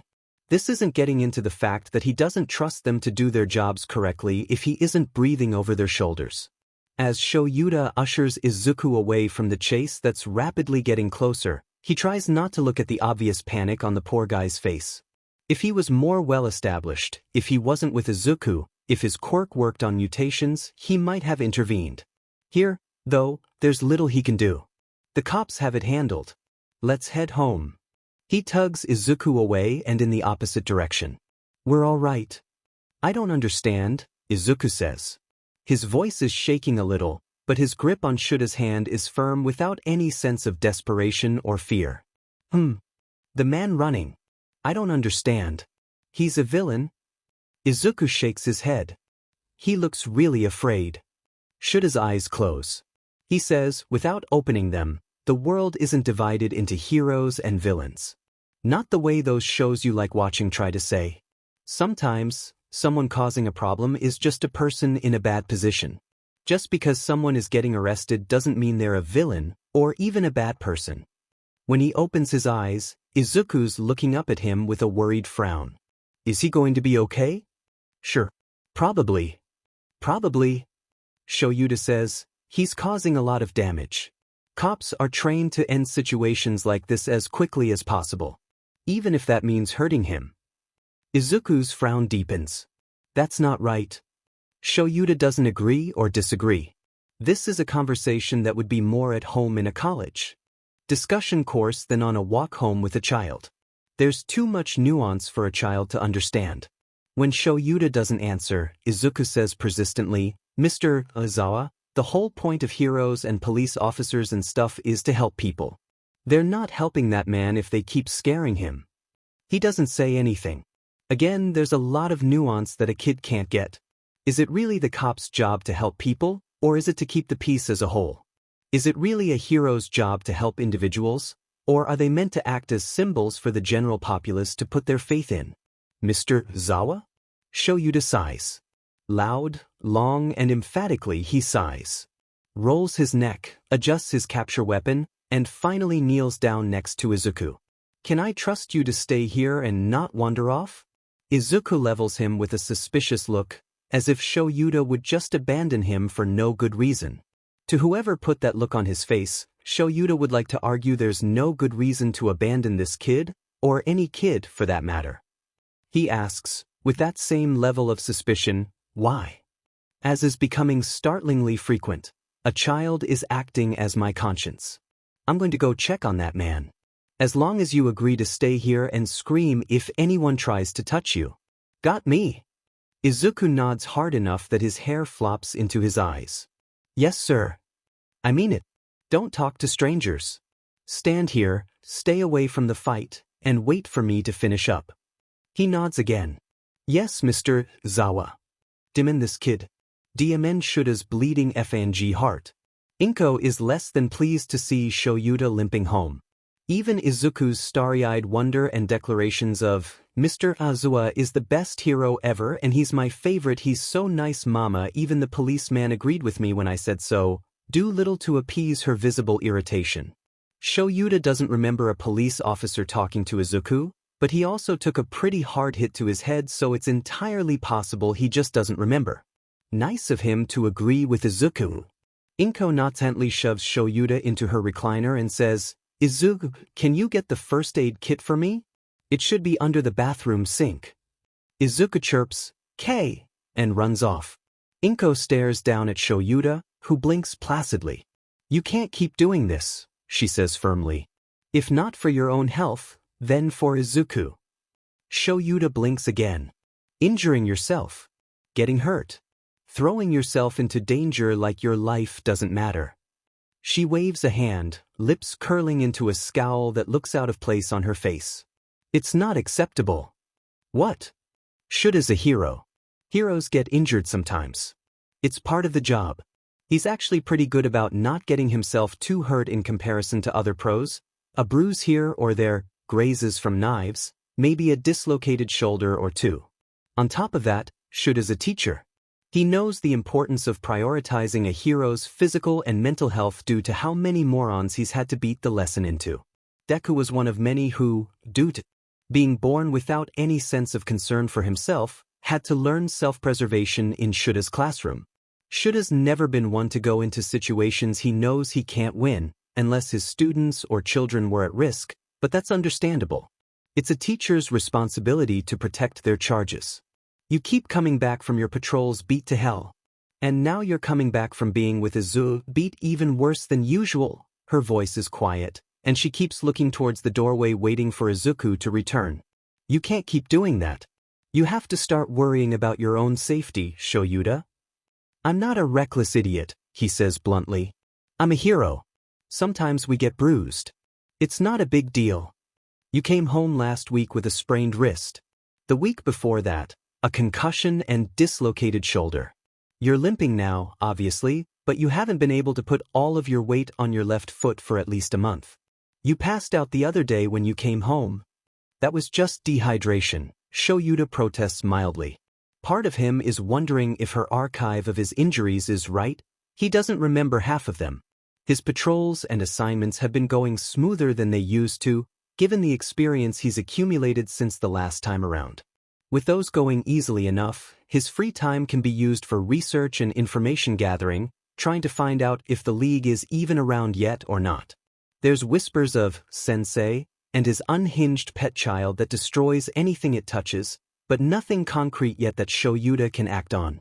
When he hits dead ends on the League, he shifts to tracking down those involved with Overhaul's operation.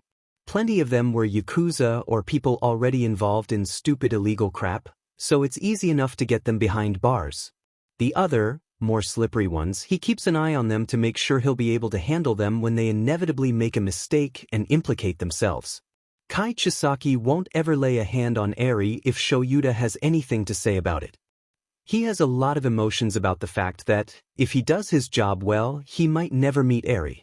The girl he more or less raised as his own won't need him, she won't put her tiny hand in his own when they cross the street, she won't sit with him on the couch watching cartoons at 3 in the morning because neither of them can sleep. But she'll be able to smile naturally, as opposed to having to relearn a basic concept like happiness. She'll be able to learn how to use her quirk without fearing it so intensely. She'll be free in a way that she never was the first time around. And most of all, Eri will live. In the end, Shuta's own feelings about the situation don't matter. Eri will live and have a chance at a normal childhood, and Shoyuta will ensure that Kai Chisaki rots in hell long before he can lay a hand on her. With how much he has on his plate, it shouldn't surprise Shoyuta that he didn't notice a number of his injuries, or the fact that he was receiving them in the first place. He's still weirdly startled that Inko had noticed when he hadn't, though. Shoyuta, Inko says, her face strangely pained.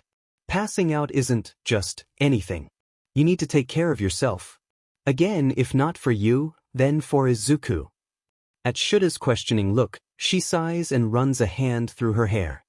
He idolizes you, Shoyuta. Anything you do, he's going to imitate. It's already hard enough when he sees heroes getting injured on TV and thinks that's comparable to him getting injured at school. I can't imagine how he'll start justifying things to himself if he has a first-hand example of someone being careless in front of him. He tries so hard to be tough, and if you're brushing off injuries like this. I understand, Shoyuta says quietly. I apologize. I'm unused to someone looking to me as a role model. Just promise me that you'll be more careful, she pleads. I know that sometimes you're going to get hurt, but the stuff you can stop, please. Just. I'll do what I can, Inko. In an exhaled breath, all tension leaves her body. Just like that, he's been forgiven. Unlike Recovery Girl, who grumbles and complains at him even when he is genuinely remorseful, Inko smiles at him as warm as ever and says, "That's all I want. And Izuku, you can stop pretending that you weren't trying to eavesdrop." A muffled "eep" comes from the hallway. Her and Shoyuta share a wry grin. Come on, let's get Shoyuta patched up and then we can finally eat. What did you two work on today while training? The okonomiyaki went cold ages ago, but it's easy enough to heat the food up on the stove and settle in for the meal. Izuku's clearly exhausted, seeing as his motor mouth is completely focused on food for once. His eyes are drooping and he keeps falling forward before jerking back up, forcing himself to stay awake. Shoyuta isn't far behind. He's not particularly hungry and would rather be catching up on sleep, but he skipped breakfast and Inko'll be said if he skips 2 meals.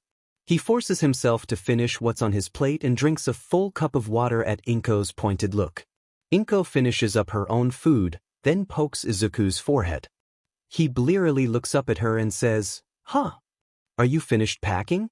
We'll be moving over to the new apartment tomorrow. Mrs. Watanabe has a new tenant who'll be moving here for the next rent cycle, so we need to have everything out as soon as possible. Just my bathroom stuff is left since I haven't showered yet. You want to do that before you pass out?" Shoyuta asks dryly. "You're dead on your feet." "Today was long," he whines, scrubbing at his eyes. "And I still have to write down your fight in my notebook. And everything you taught me today." You need to go to bed so you don't pass out when we start moving tomorrow. He's right, baby, Inko agrees, ruffling his hair lightly. You can write everything down tomorrow. Okay. Clearly, Izuku isn't happy with that, but he sighs dramatically and nods. His feet drag as he disappears into the bathroom. Even now that they've been training for a few months, the sight of an exhausted problem child is strange for Shoyuta to see. He's normally so upbeat and energetic, talking a mile a minute and fidgeting whenever he can't talk. After a full day of school followed by training, all of that energy seems to have been sapped out of him. Include a surprise altercation with a panicked shoplifter, as Shoyuta had predicted, of course, and the cops. It's no wonder the kid's ready to collapse. Shoyuta kind of wants to collapse too. If he didn't need to talk to Inko, he'd go to bed even though it's barely past 8. The two of them clean up the table and head into the kitchen to run through the normal nighttime chores, throwing out the takeout containers, wiping the counters down, checking the fridge and cupboards for anything they'll need to pick up the next day, checking through the mail for any bills or notices they need to handle. It's one of many domestic rituals that still feels foreign for him to participate in. Once they've completed everything, Shoyuta doesn't let himself procrastinate any longer than he already has. He says, I've been trying to find out a delicate way to ask this for a while now, but you know I'm pretty bad at being delicate. So I'm just going to ask and you can punch me if you want. Inko raises an eyebrow. She wipes her hands on the dish towel and tosses it over her shoulder before leaning against the counter and waiting expectantly. Okay? What's the situation with Izuku's father? Inko's startled intake of breath is more of a hiss than anything else. Shoyuta pushes through anyway. He's made a few comments about him that I'm concerned about. You don't have to go into detail if you don't want to, but I should probably at least know who he is and if he's allowed to see Izuku or not. He's not, Inko says quickly. Or at least not alone. Can I know why? Inko Midoriya is a kind, gentle woman. She has a spine of steel, but it's surrounded by softness. It's something Shoyuta admires about her, the ability to be so unwavering in her convictions but still soft and optimistic and hopeful in a way that Shuta's never been able to be. She's a chubby, hard-working mother who keeps them afloat while still loving her child more than anything else. There are times where that softness disappears, though, to be replaced by a haunted demeanor. Her shoulders tense and she becomes a wary, defensive rock that won't be swayed by anything short of a hurricane. It's something that tells Shoyuta that she's lived through more than he would have expected given her general sensitivity. The way she hunches over and tries to make herself look smaller tells Shoyuta that Izuku's father played some role in making her that way. Can you promise me that you won't judge me too harshly? She asks softly. This isn't something I'm proud of. My relationship with Hisashi is something that, if I hadn't gotten Izuku from it, I would regret the most in my life. Of course I won't. What room do I have to judge you? Shoyuta waves at himself.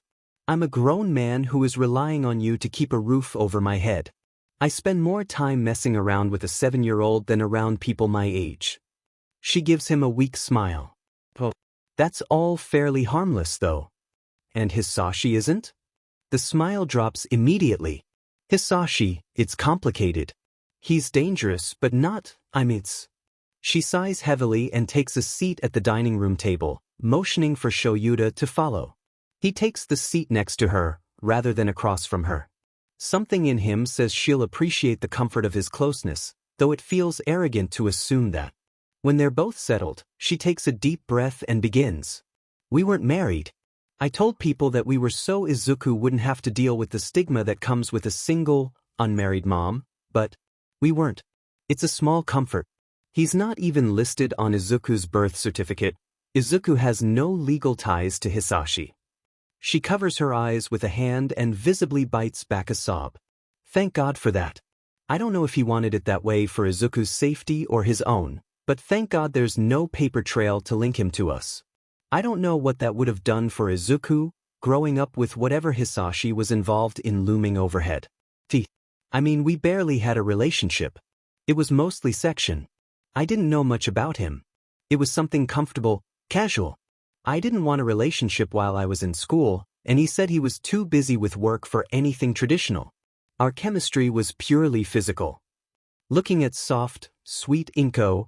That's really hard for Shoyuta to wrap his head around. She seems like the kind of woman who would want roses and chocolates, midnight walks on the beach, not some sort of F-buddy relationship. He's not judging, but he'll admit he's surprised.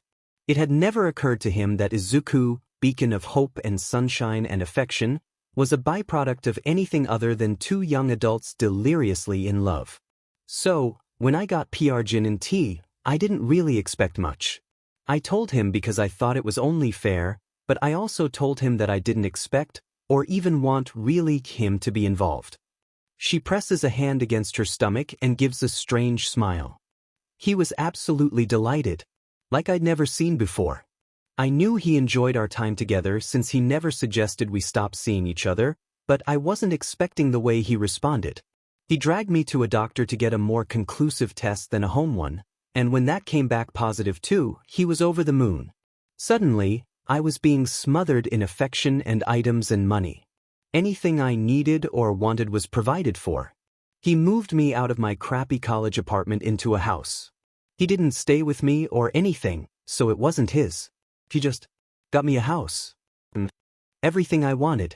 The best and most discreet doctors there were. Clothes, jewelry, baby clothes, baby toys. I'm pretty sure he bribed one of my professors to give me extensions when I needed them. That's weird. Inko laughs. I know. It was bizarre.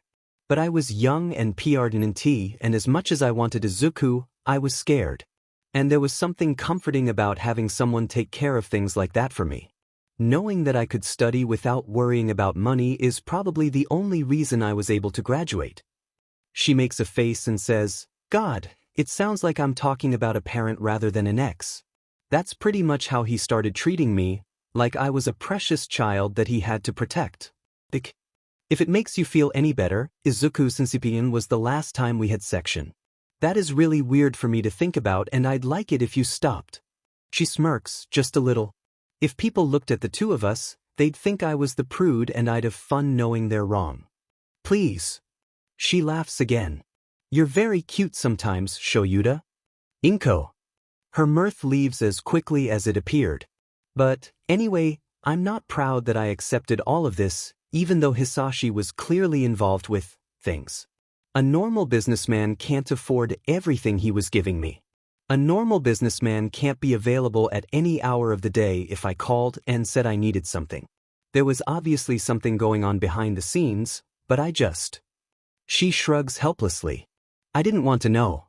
So I didn't ask or think about it much. I just accepted the situation I was in, and I prepared for Izuku. When he was born, Hisashi didn't stop smiling. He didn't leave Izuku's side for ages.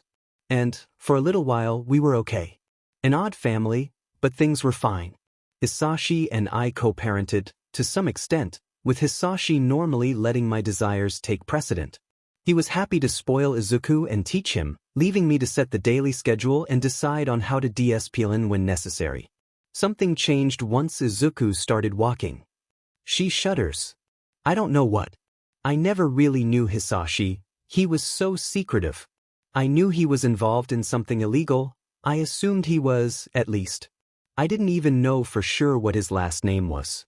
It was like once Izuku was mobile, Hisashi suddenly felt insecure. Maybe there was something else going on, but that's the only connection I ever figured out. Izuku started walking, and Hisashi became strange. He hated if I left the house with Izuku. Even taking him to the park was a problem. He'd get so mad, her voice breaks. You don't have to. Shut up or I won't ever finish this, she says quickly. You should know, I want you to know. Okay. Shoyuta nods. So, it started getting scary. He'd have coworkers, he called them coworkers, but I don't know who they were and I don't know where they came from, stay with us when he had to be anywhere. He made it harder. And harder for me to leave the house by taking my keys or breaking the car. When I couldn't get a job because he kept sabotaging all of my interviews, I confronted him about it. He said that it's his job to protect his family and he can't do that if he doesn't know where we are. I told him that if he kept smothering me and Izuku, that I'd take him and run. She shuts her eyes tightly. He didn't like that. He hit me. And Izuku was, what, 3? 3 or 4.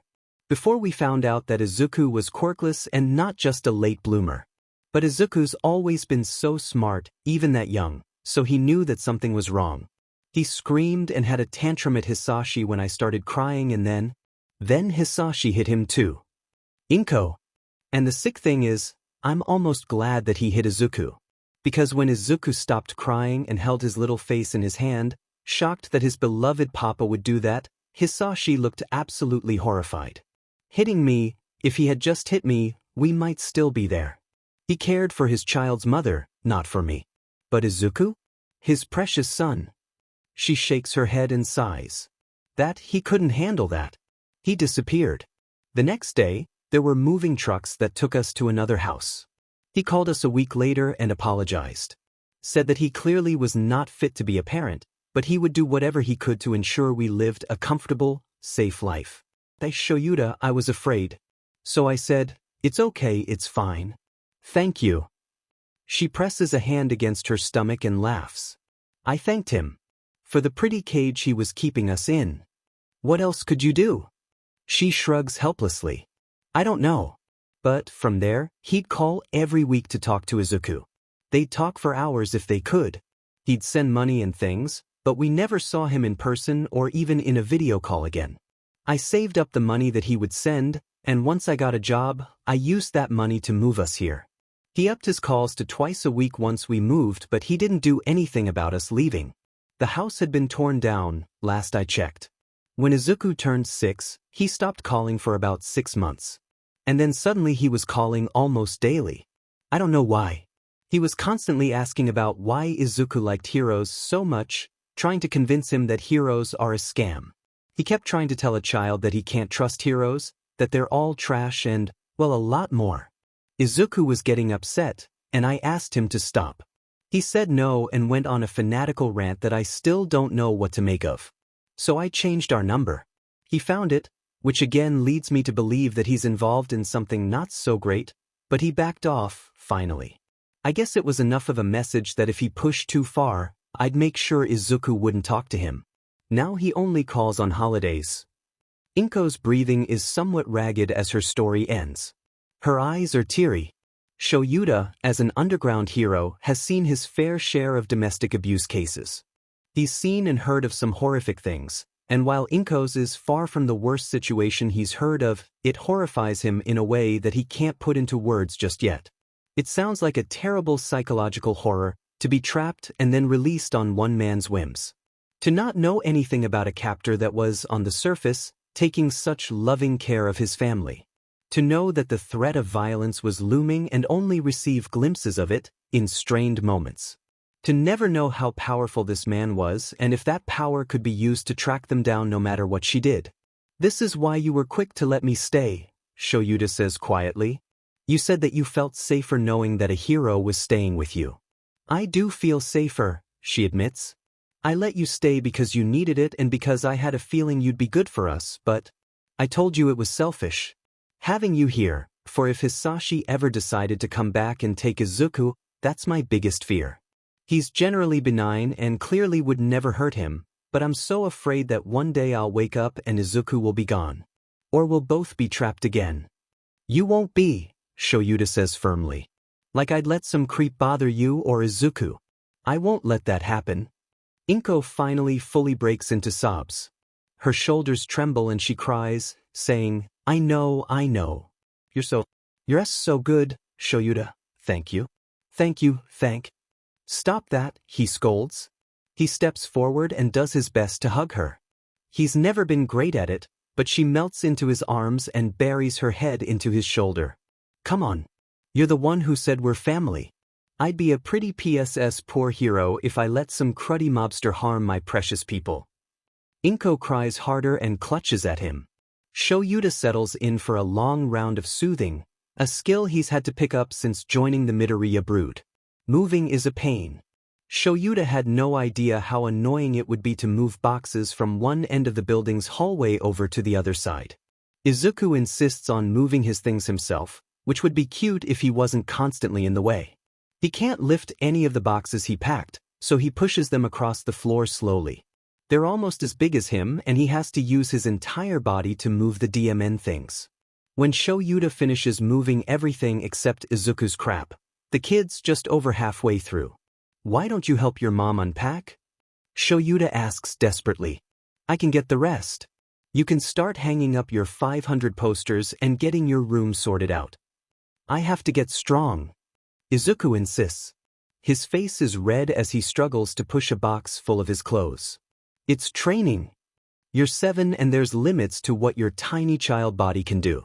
You're causing me physical pain to watch you struggle with this. Mr. I can do it. This kid. Shoyuta does his best to step delicately over him and not crush any small fingers or toes.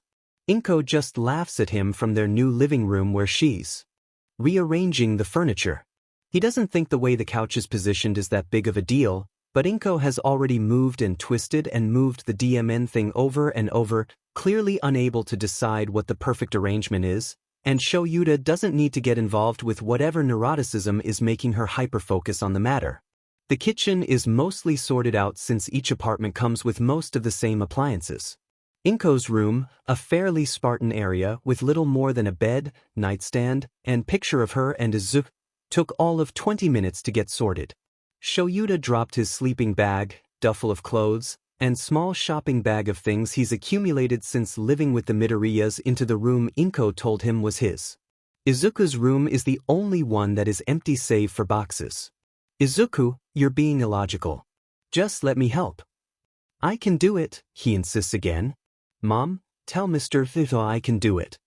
Inko looks up from where she's pushing the couch, pushes hair out of her face, and grins at Shoyuta. He can do it, Shoyuta. Leave him be. If you want something to do, you can head to the grocery store and pick up what we'll need for the week. Shoyuta eyes Izuku, whose trajectory is about to send him and his box straight into the wall. Inko shrugs. What can you do? Kids, hamit, expression on her face. He sighs. What am I getting? And so, armed with a list of kitchen essentials and a handful of cash, he heads to the local store. It's a bit of a walk, which is probably why Inko sent him. She's scarily good at recognizing when Shuta's overwhelmed by human interaction, considering her quirk isn't an empathic one. It'll likely be easier now that he has his own room to retreat to when the people around him aren't perfectly acquiescing to or responding in the way he thinks they should be. Until the move is finished, though, a walk and an easy errand are a good enough way for him to get some space.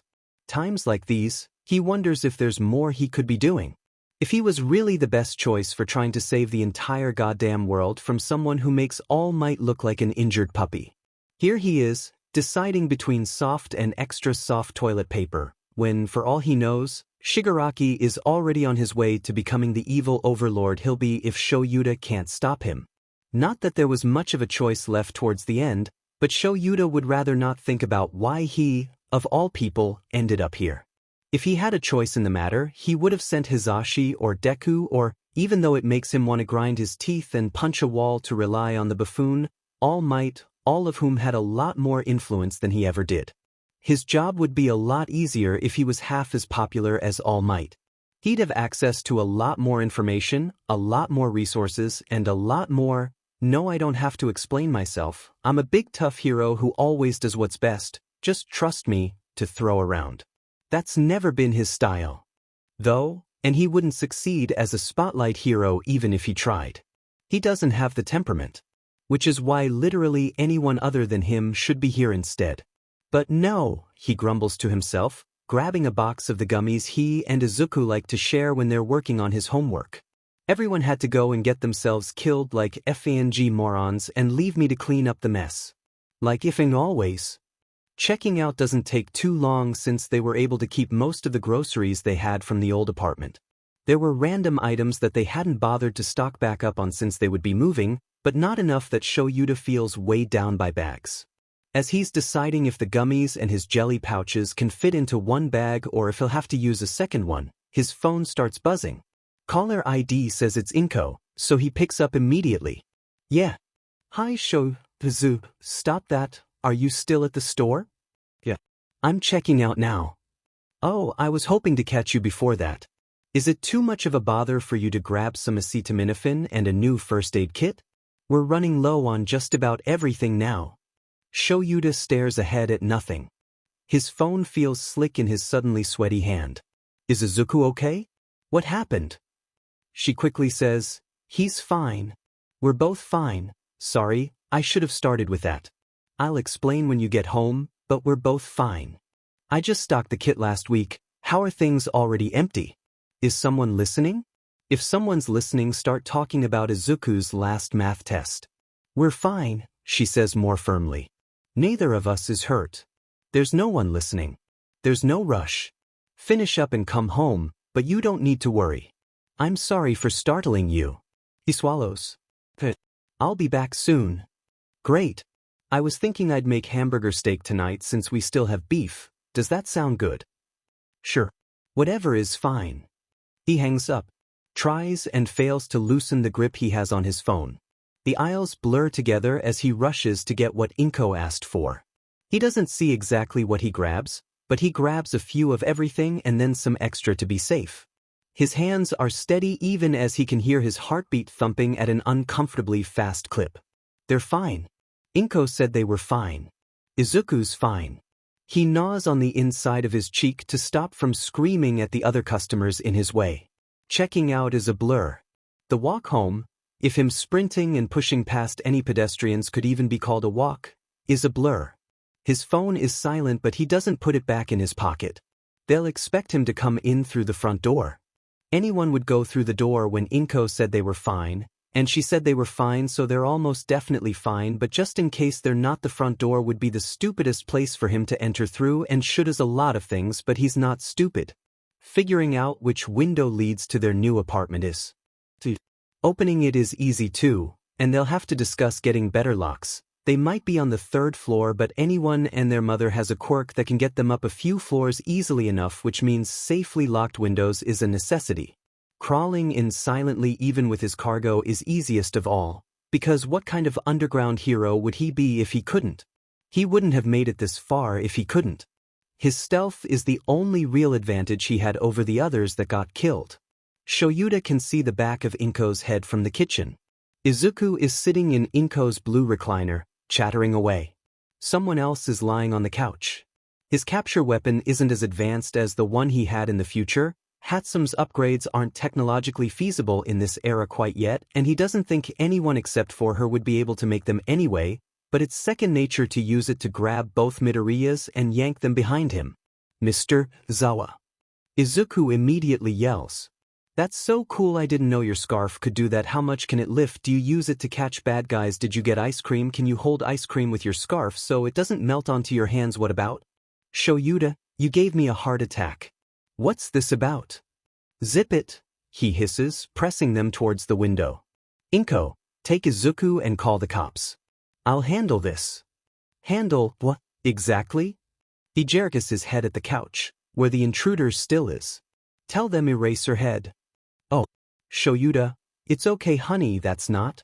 I am not letting Shigaraki get his hands on you, so Inko's hands reach out and grab his face, forcing him to look at her. He freezes at the look on her face. Shoyuta, she says tenderly, hands warm against his cheeks. Her green eyes are dry for once. It's okay. We're not in danger. We're safe. I promise honey, we're all okay. His throat clicks as he swallows. There's. On the couch. I know. A young woman was hurt outside, so Izuku and I brought her up here to patch her up. That's all. I don't. It's okay. We're safe. You've kept us safe. See? She smiles. Izuku, you're okay, right? Izuku nods and smiles too. It's okay, Mr. Ozawa. Why? Puffing up his cheeks and moving his chest out as much as he can when he's wrapped up like a tiny green burrito, he finishes with, "'Cause we're here." Shoyuta drops them. He drops the groceries next. And last but most definitely least, he drops himself and collapses to his knees. They're fine. He can see that they are. Oh dear. Izuku, baby, can you go get Mr. Aizawa a cup of water, please? So why is he still afraid? Do you want to breathe with me, Shoyuta? I know all the breathing techniques say to breathe for 4 counts, but I like odd numbers better. Let's do 5, okay? In 2, 3, 4, 5, go ahead and hold that. 3, 4, 5. Out 2, 3, 4, 5. Let's go again. In 2, 3, 4, 5 hold 2, 3, 4, 5 out 2, 3, 4, 5. You're doing great, honey. Let's keep going. In 2, 3, 4, 5. After an innumerable amount of repetitions, a small hand holds out a red cup and carefully deposits it into Shuda's hand. Then a light weight appears on his shoulder. He has enough presence of mind to note that it's a light yellow blanket that he doesn't remember seeing before, and Izuku's voice joins in with Inko's. Somehow, Izuku ends up tucked against Shuda's side and burrows in close. He can see the red cup in his hands. The yellow blanket. Inko's calm face, gently smiling. Izuku's freckled cheeks that puff up with every exaggerated breath he's taking. His own trembling hands. The cup is cool in his hands. The blanket is soft. Beneath him, the carpet is cheap and scratchy. There's a breeze coming in from the window. He can hear Inko's counting. Izuku's impatient wiggling. The TV droning in the background, saying something about a recent villain apprehension. The apartment smells like a smoker once lived here. Izuku's hair smells like the green apple-scented All Might shampoo he insists on picking out every time they go shopping. He can taste blood in his mouth from where he bit into his cheek earlier. That last one is easily fixed by gulping down the water in hand. He finishes the entire cup in 3 swallows, and in that time, Inko and Izuku quiet down. Sorry about that. His voice is hoarser than he thought it would be. He wishes he had more water. Inko shakes her head. It's not a problem at all. I'm sorry that we worried you. I should have let you know there was someone here. No, stop. It's your home. You shouldn't have to. It's fine. This is just me being.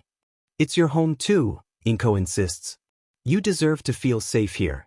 I should have told you why we needed the extra supplies, but I didn't want to hold you up since you were checking out in case there were people behind you.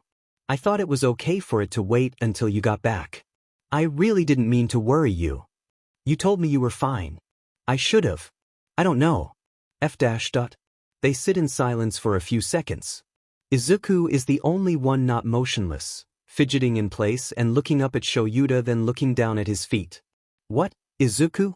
Izuku glances over at his mom, then glances up at Shoyuta again, then blurts out, "Do you like the blanket? 'Cause Mom let me pick it out for you and it was supposed to be for your birthday but it looked like you needed it now and I remembered that you liked cats and your sleeping bag's yellow but you said you liked blue flavor jelly so maybe you would have liked the blue one better but anyway do you like it?"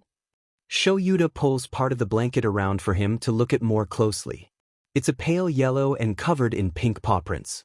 In between the paw prints are small gray cats in various poses, some curled up sleeping, others batting at ball of yarn, some sprawled out and waving a paw forward.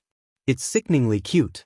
He tugs it tighter around him and pats Izuku's head with a hand that only trembles a little bit. It's great. Thank you. Izuku beams back. Well. Inko claps her hands together. Shoyuta, do you want to lie down for a bit before dinner? A nap would probably do you some good. No, I can help with dinner.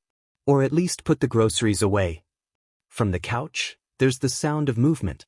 A familiar face peeks up past the back of the couch and grins widely at them. Namuri Kayama, pro-hero Midnight, looks as mischievous ever. Her face and neck are covered in bruises, and when she lifts up a finger to cutely emphasize one of her dimples, her wrist has been wrapped with a compression bandage. She says, "Who would have guessed that Shoyuta Aizawa, of all people, would have gone domestic so soon? It's bringing a tear to my eye." Shoyuta stands up and walks away. Never mind. I'm taking that nap. I'm not dealing with this right now. You're so mean, Shoyuta. Mr. Zawa isn't mean. Take it back. Namuri had been fighting a typical villain, overestimated how much of her quirk she should use against a guy who could grow and shrink, then had that guy fall on top of her while he was the size of a grizzly bear. Most of her injuries are from the fight beforehand, while the wrist and head wound were from the villain's collapse and her subsequent smack against concrete. This all happened across the street that could be seen from their new window, so Inko had called the cops to pick up the villain then helped Namuri inside to patch her up. She said she didn't want to go to the hospital. Izuku didn't recognize her. Thank God for small mercies, Shoyuta mutters. If Izuku had recognized the 18-plus hero, they would have to discuss putting a parental lock on the Wi-Fi. So I figured she either wanted to stay out of the spotlight and was an underground hero like you, or a good Samaritan that wasn't interested in being on the news. And then this sweet young lady patched me up like a regular Florence Nightingale, Namuri Coos. Give her a CC nurse's outfit and I would have felt right at home. I never would have guessed that a sweetheart like her would put up with your grumpy butt, though. Inko leans across the table and, with a bright smile, says, "Watch your language, Ms. Kiyama. Soar. Please eat." Okay. Now. Namuri's chopsticks start shoveling food into her mouth. Inko turns back to Shoyuta. So, you see, nothing to worry about. The cops took the villain away, Ms. Kiyama has been patched up, and you remembered to get Izuku's snacks for the week. Meanwhile, we've finished unpacking, and as long as Ms. Kiyama minds her manners and remembers that there is a child here, you have a friend to catch up with. At Inko's stink eye, Namuri squeaks, "Yes, ma'am." If Shoyuta didn't already like Inko, the way she's cowed Namuri into behaving is more than enough to earn his eternal admiration. On any other day, he'd be perfectly capable of tolerating her usual antics and giving as good as he got. After his bout of panic, and with this being the first time he's seen Namuri in this time, he doesn't think he can handle her over-the-top flirting without a bit of a buffer. Inko, pretty much the perfect person, is keeping him from being overwhelmed in the aftermath of his little breakdown. It doesn't hurt that Izuku insisted on sitting next to him at dinner and then proceeded to move his chair as close as possible to Shuta's without actively being on his lap. If it makes him feel better to have his problem child within arm's reach, he thinks that it's fairly harmless. If it makes him smirk that Izuku keeps glaring at Namuri for insulting him, well, that's fairly harmless too. So, Namuri looks at Inko, who seems satisfied by both her tone and the amount of food she's eaten. Shoyuta, how'd you and Inko meet? Last I heard, you were going deep undercover. I didn't know you'd resurfaced, or I would have texted you to grab a drink or something. Undercover? Shoyuta scratches his chin and thinks. I think I lied about that. Huh. Pretty sure that was a lie. I still haven't signed with an agency. You haven't? Yeah. I've been freelancing. Why'd you lie? She blinks, then adds, "Why'd you lie and why are you telling the truth now?" I didn't want you to know I was homeless. Now I'm not homeless, so I can tell you. Namuri, understandably, gapes at him. Shoyuta leans over with a napkin to wipe ketchup off of Izuku, who helpfully tilts his chin up. Why didn't you say anything? You didn't have to wait and shack up with a girlfriend, you could have stayed with me. I didn't want to. Why not? We're friends. We could have made it work. I wanted to wring your neck within 2 days of staying with you, and you would have wanted me to leave but been too nice to make me do it. So being homeless was better? Not necessarily better, but we're still friends, so it was the probably best option. She buries her face in her hands and groans loudly. Shoyuta, for fuck God's sake. Are you kidding me? I don't care if I would have been annoyed having you with me, that's better than you not having anywhere to stay. It's fine. Things are fine now. Namuri groans again. The thing about his friendship with Namuri is that as much as he cares about her, she struggles to balance what she needs with wanting to care for her friends. She wants to know everything about her friends, likes to pick at them and dig and dig and dig until she comes up with a way to sort out whatever is bothering them. She wants to fix things and comes up with what, to her, seems like a perfect solution. It's what makes her a great friend in general, but it's also what has her and Shoyuta butting heads more often than not. Independent yet dependable, Hisashi used to call her. Shoyuta isn't exactly great at communication. He's better than he used to be, but he's not the most eloquent, which makes it hard for him to explain his thought processes to someone who sees things as straightforward as Namuri does. The solutions that she comes up with may work in a perfect scenario, but life rarely proceeds perfectly, and that means Shoyuta can rarely take her advice while still doing what he feels is right. To her, the easy solution to Shoyuta is homeless is Shoyuta moves in with Namuri. And in a perfect world, that would be fine. In this world, with all of its gritty practicality and flaws, Nemuri would have been miserable if Shoyuta moved in with her. Their friendship would have been irrevocably ruined. He knew this when he was a teenager just out of school, and he knows it now as a who-knows-how-old man. For all that Nemuri is flirtatiously loud, she's not as open as she portrays herself. Her preference is to be so obnoxiously visible that no one thinks to look for anything below the surface. When compared to Shoyuta and Hisashi, she's downright protective of her privacy. In high school, she had lamented time and time again that her parents refused to let her have a lock for her room. And then, something happened in his last year of high school.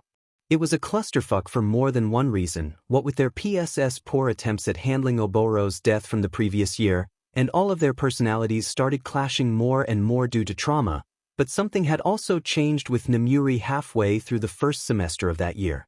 She was already out in the field, being a year older than them, and there must have been a case or a fight that changed her. Something that made her even more closed off and her public flamboyance even more fake than it already had been. Even in the future, decades after the fact, she had never told Shoyuta what exactly dulled the sparkle in her eye. Part of him didn't press because she clearly didn't want to talk about it, but another, larger part of him didn't want to know what had damaged her in a way Oboro's death hadn't. She had always been an open, loud person, but that year she learned how to weaponize her promiscuity scarily, terrifyingly well, and that isn't a lesson that is learned in a classroom or even on a battlefield.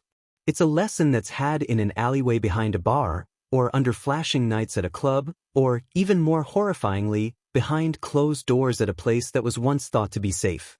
He never found out, never pushed for that information, and he doesn't know if Nemuri in the future was thankful for that or resentful. Regardless, before he and Hisashi graduated, she had signed with the first agency that paid her enough to afford moving out and living on her own. Her privacy and security assured in a way that set her at ease and made Shoyuta almost forget that something happened. Her independence is something she prides herself on, being depended on is another. Shuta's situation would have made her proud to help her friend yet silently miserable for resenting him for intruding on her personal space. Because Shuta's her friend, he would never put her in that situation.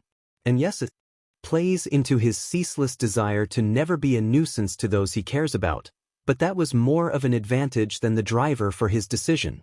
It also let him avoid the guilt over not knowing how to help her with a problem that he can't bring himself to ask her about.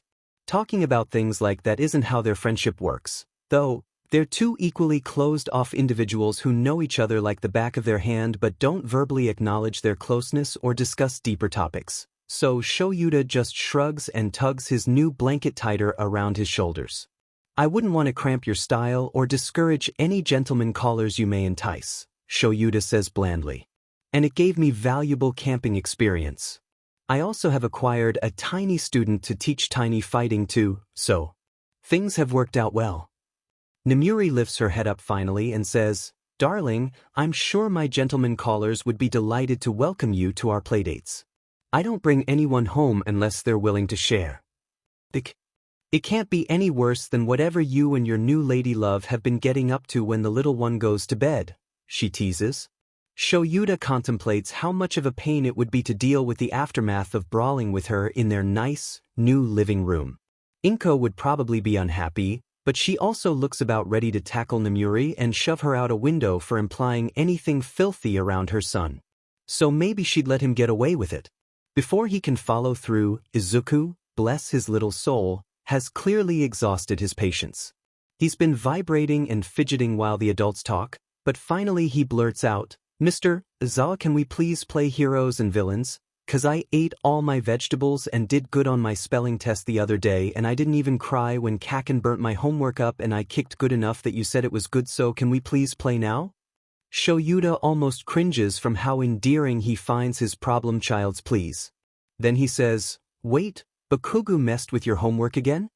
Izuku sighs dramatically. "Mr. Izawa, he always messes with my homework. That's why I make 2 copies. It actually helps a lot with studying to write it out twice. Did you know that writing stuff down activates more places in your brain than if you type stuff out? It's better for remembering stuff. This kid. But anyways, can we please play now?" Shoyuta looks at Nemuri. Nemuri looks back warily. "How about we change it up tonight? I'll be the damsel in distress. Or trapped civilian. Or someone you have to rescue. Whatever. And Nemuri can be the villain. Izuku turns wide green eyes to Nemuri, who shrinks back into her seat. Her eyes dart over to Inko, who looks as amused as Shoyuta feels. I'm not great with kids. But you'll be playing heroes and villains, Shoyuta says. You know how to handle heroes. And Izuku here will be a hero during the game. Izuku turns shy, suddenly.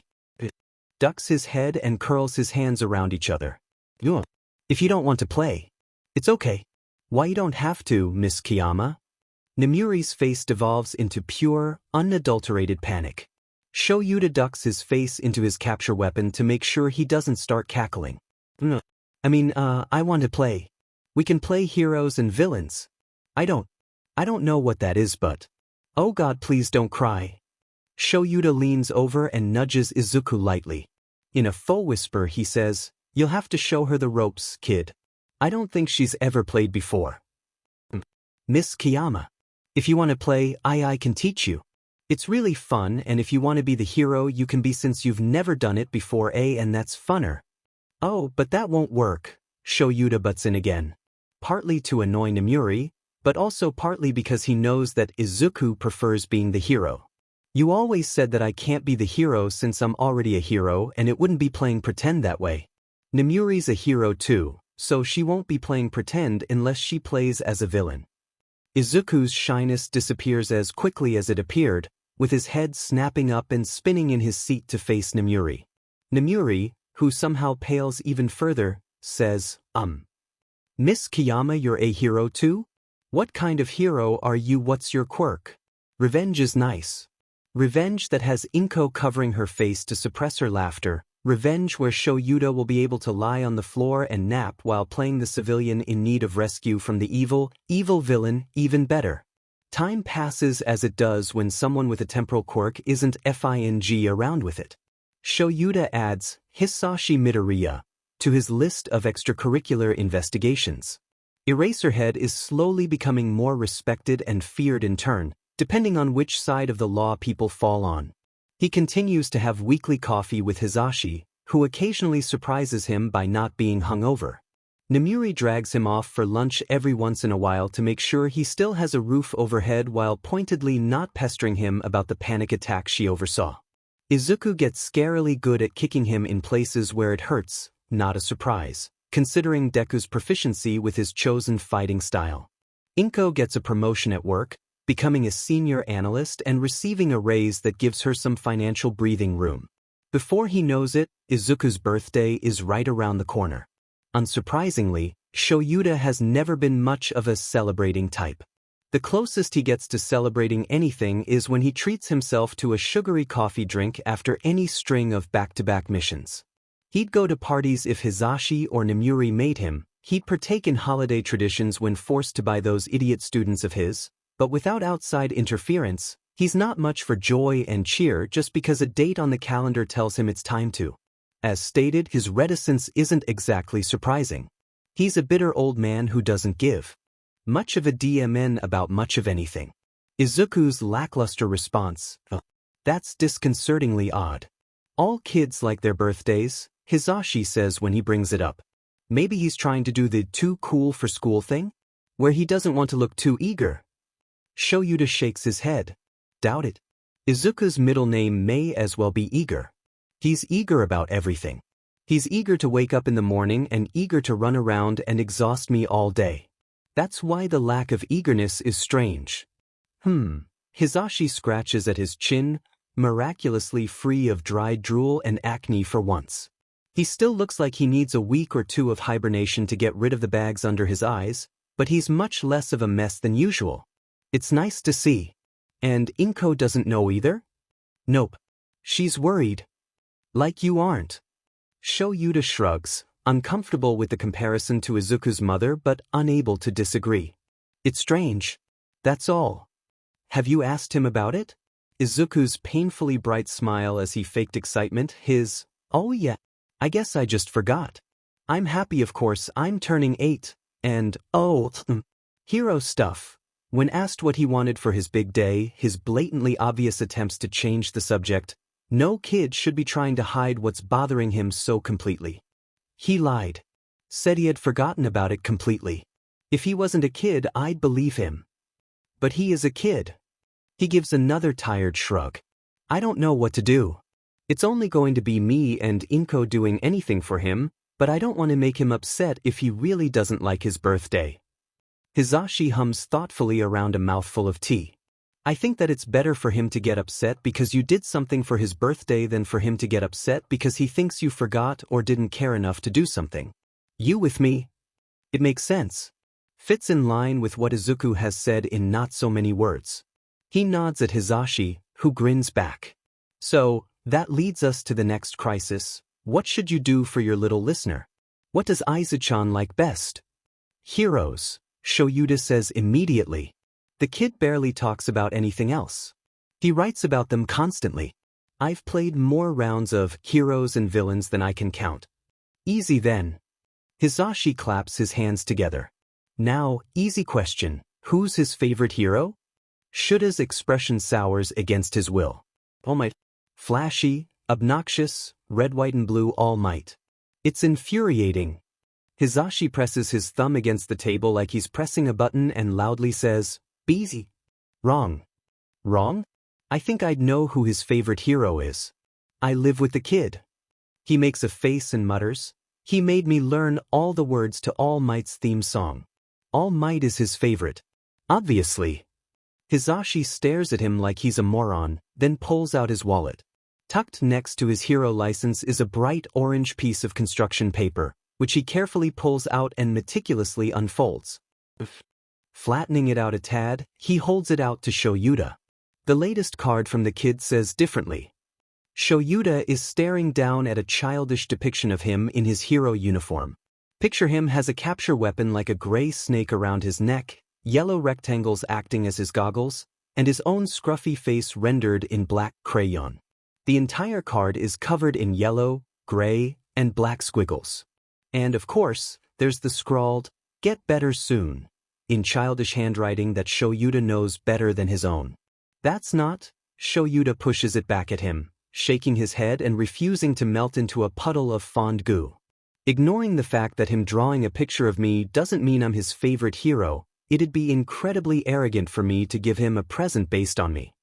He'd lose his goddamn mind if you gave him a scarf like your capture weapon. I'd bet any amount of money on it.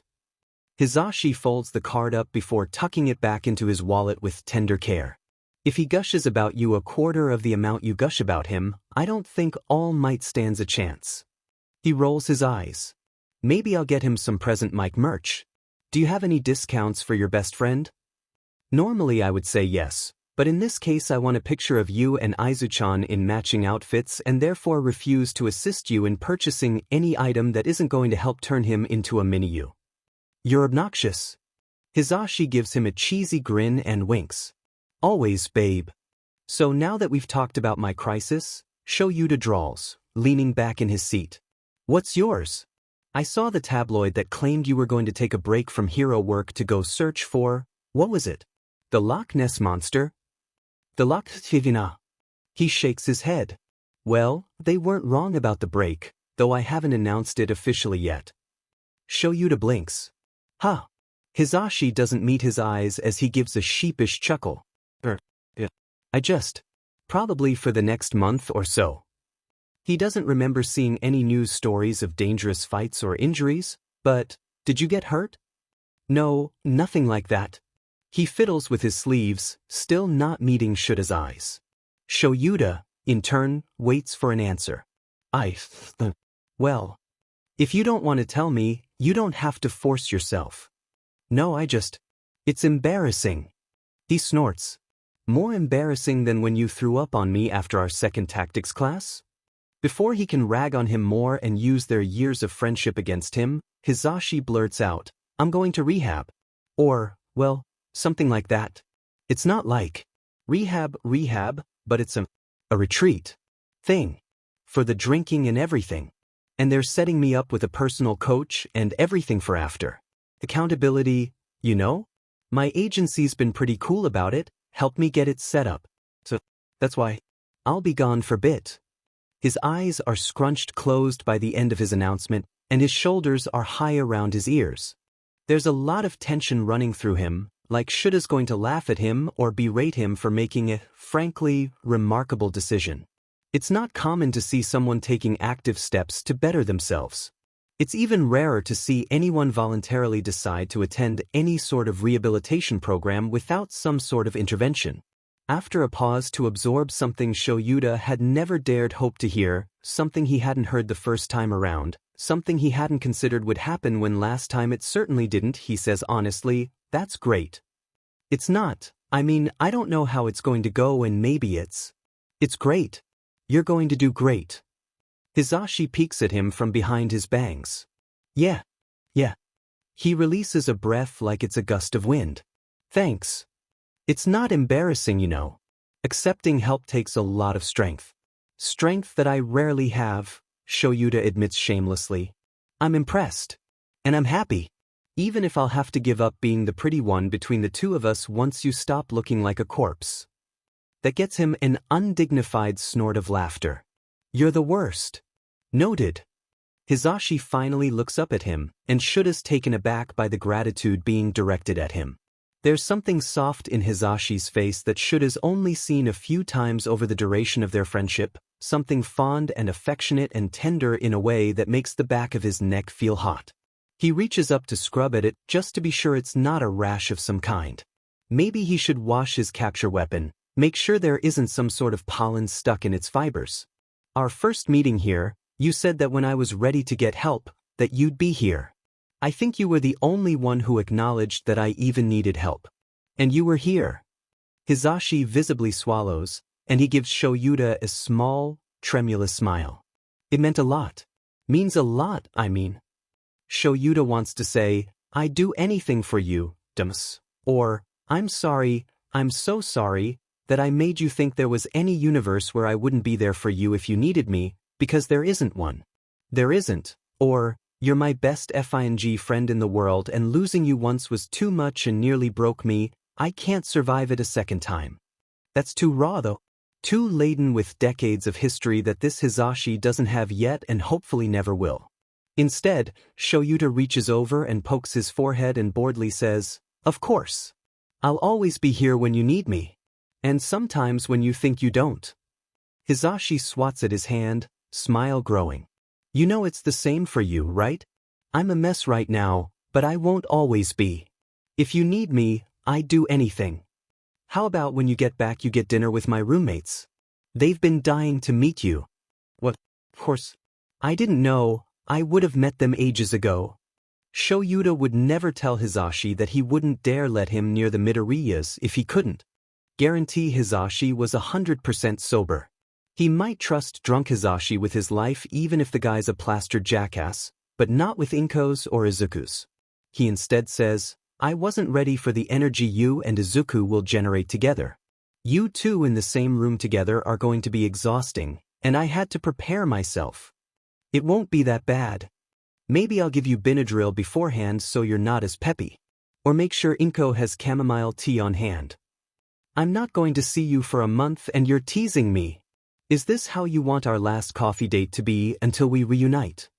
I want you to pay for my frappuccino, but I'll take what I can get."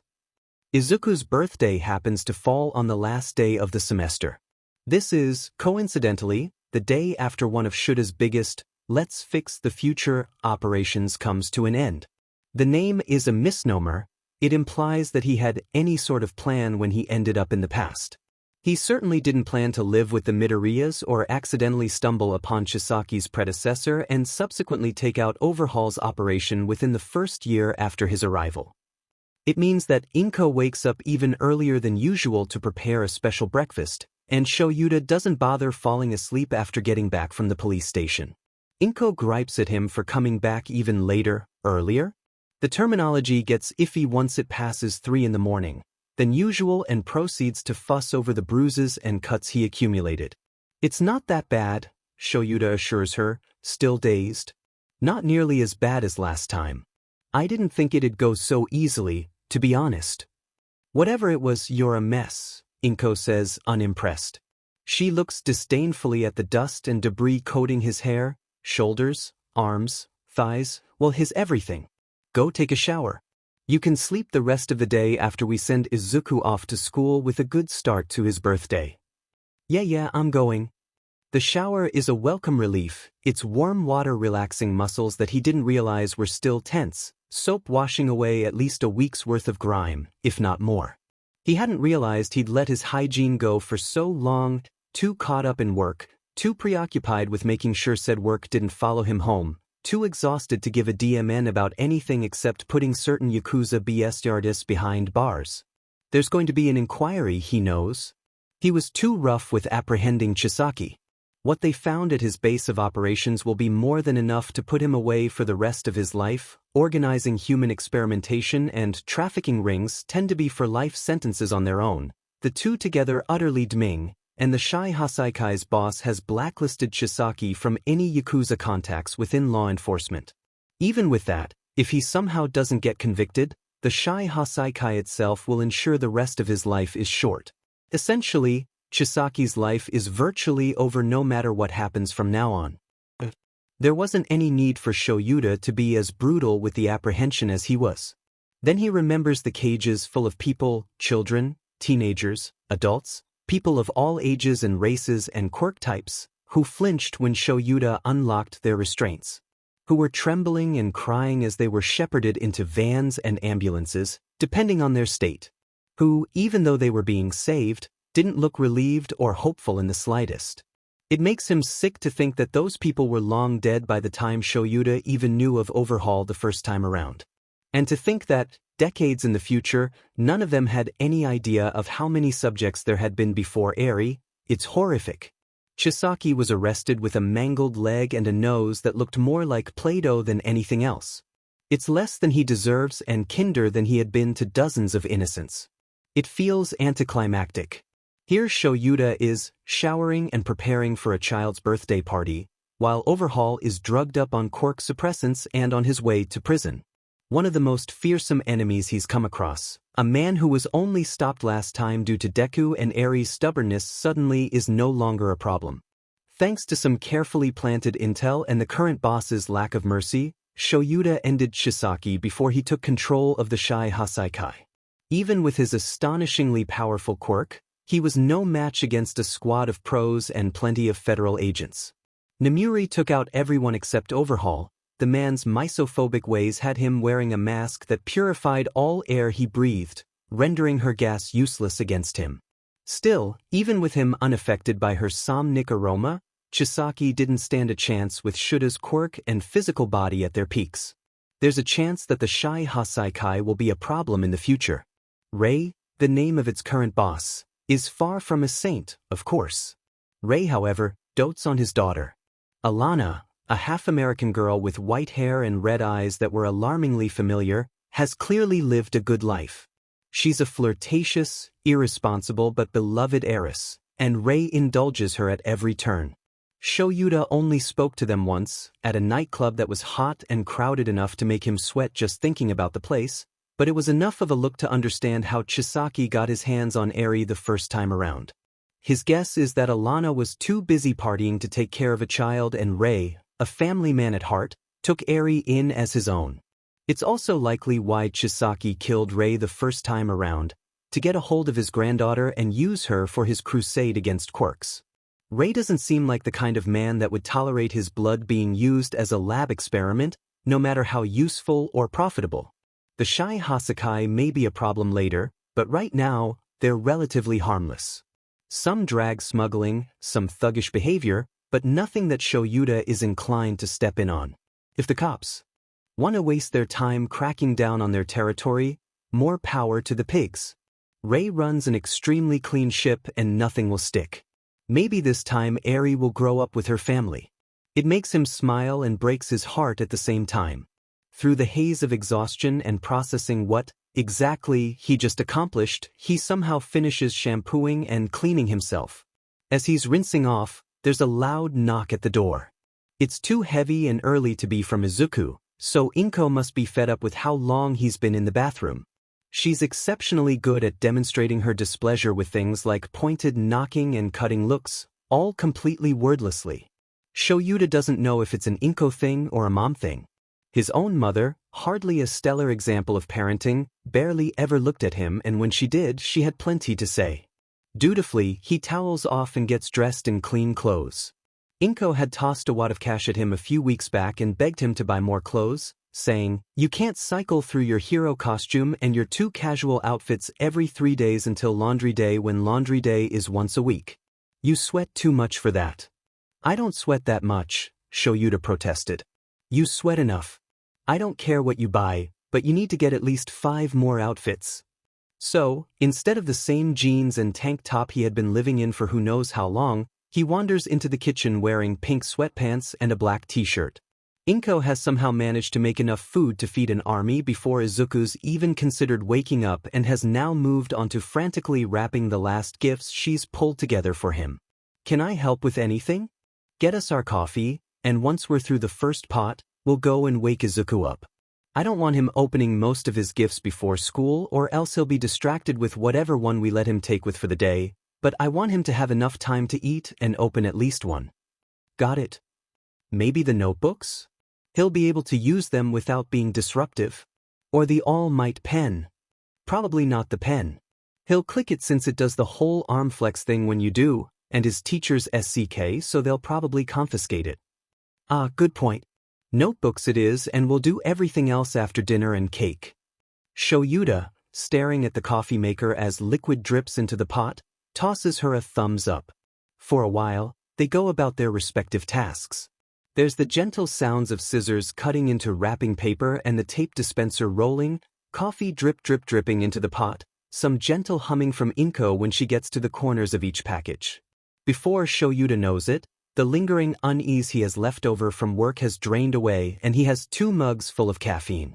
Shoyuta carefully sets Inko's mug down away from her wrapping station, and she gives him a brisk nod of gratitude. He sips and lets warmth seep into his hands. Halfway through his mug, his calm is disrupted when Inko suddenly slams her scissors down and rests her head in her hands. Some of her untouched coffee splashes onto the table, and Shoyuta, against his will, startles and almost drops his drink. Inko's shoulders are shaking, and her palms are digging into her eyes. Shoyuta asks, "What's wrong? What kind of child isn't excited about their birthday?" I don't know what else I can do. I don't know what else to do. Am I a bad mother? Is it my fault?" Inko, no. He lets his mug clatter to the table and darts to stand next to her, grabbing her shoulders and twisting her to face him. She looks at him miserably, dry-eyed and eerily blank. "You're not a bad mother. My son's being horrifically abused by everyone in his life that isn't in this apartment. And I keep sending him back. I keep letting him go to school and get beaten down, physically and emotionally, and God only knows what's happening that he hides from us, and I just let him."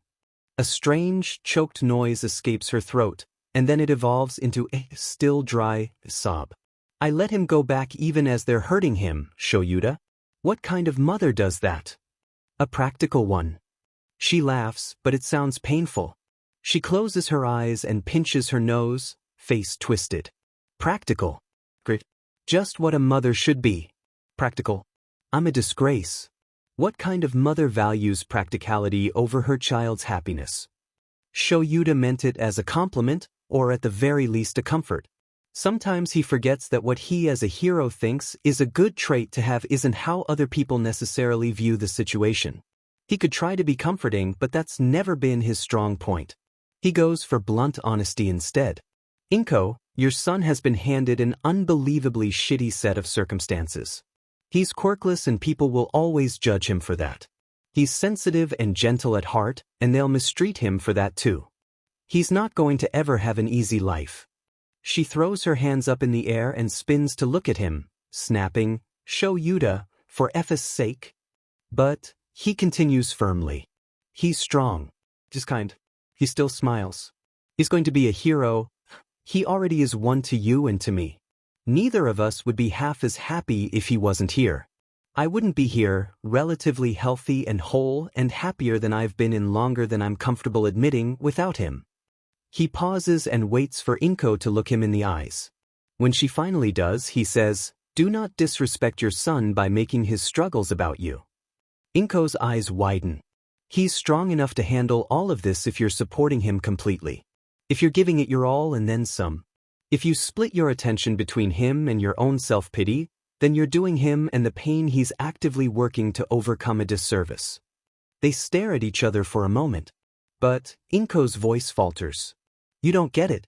How terrible it feels. I can't even give him one day where he's treated the way he should be. I'm not Izuku's parent.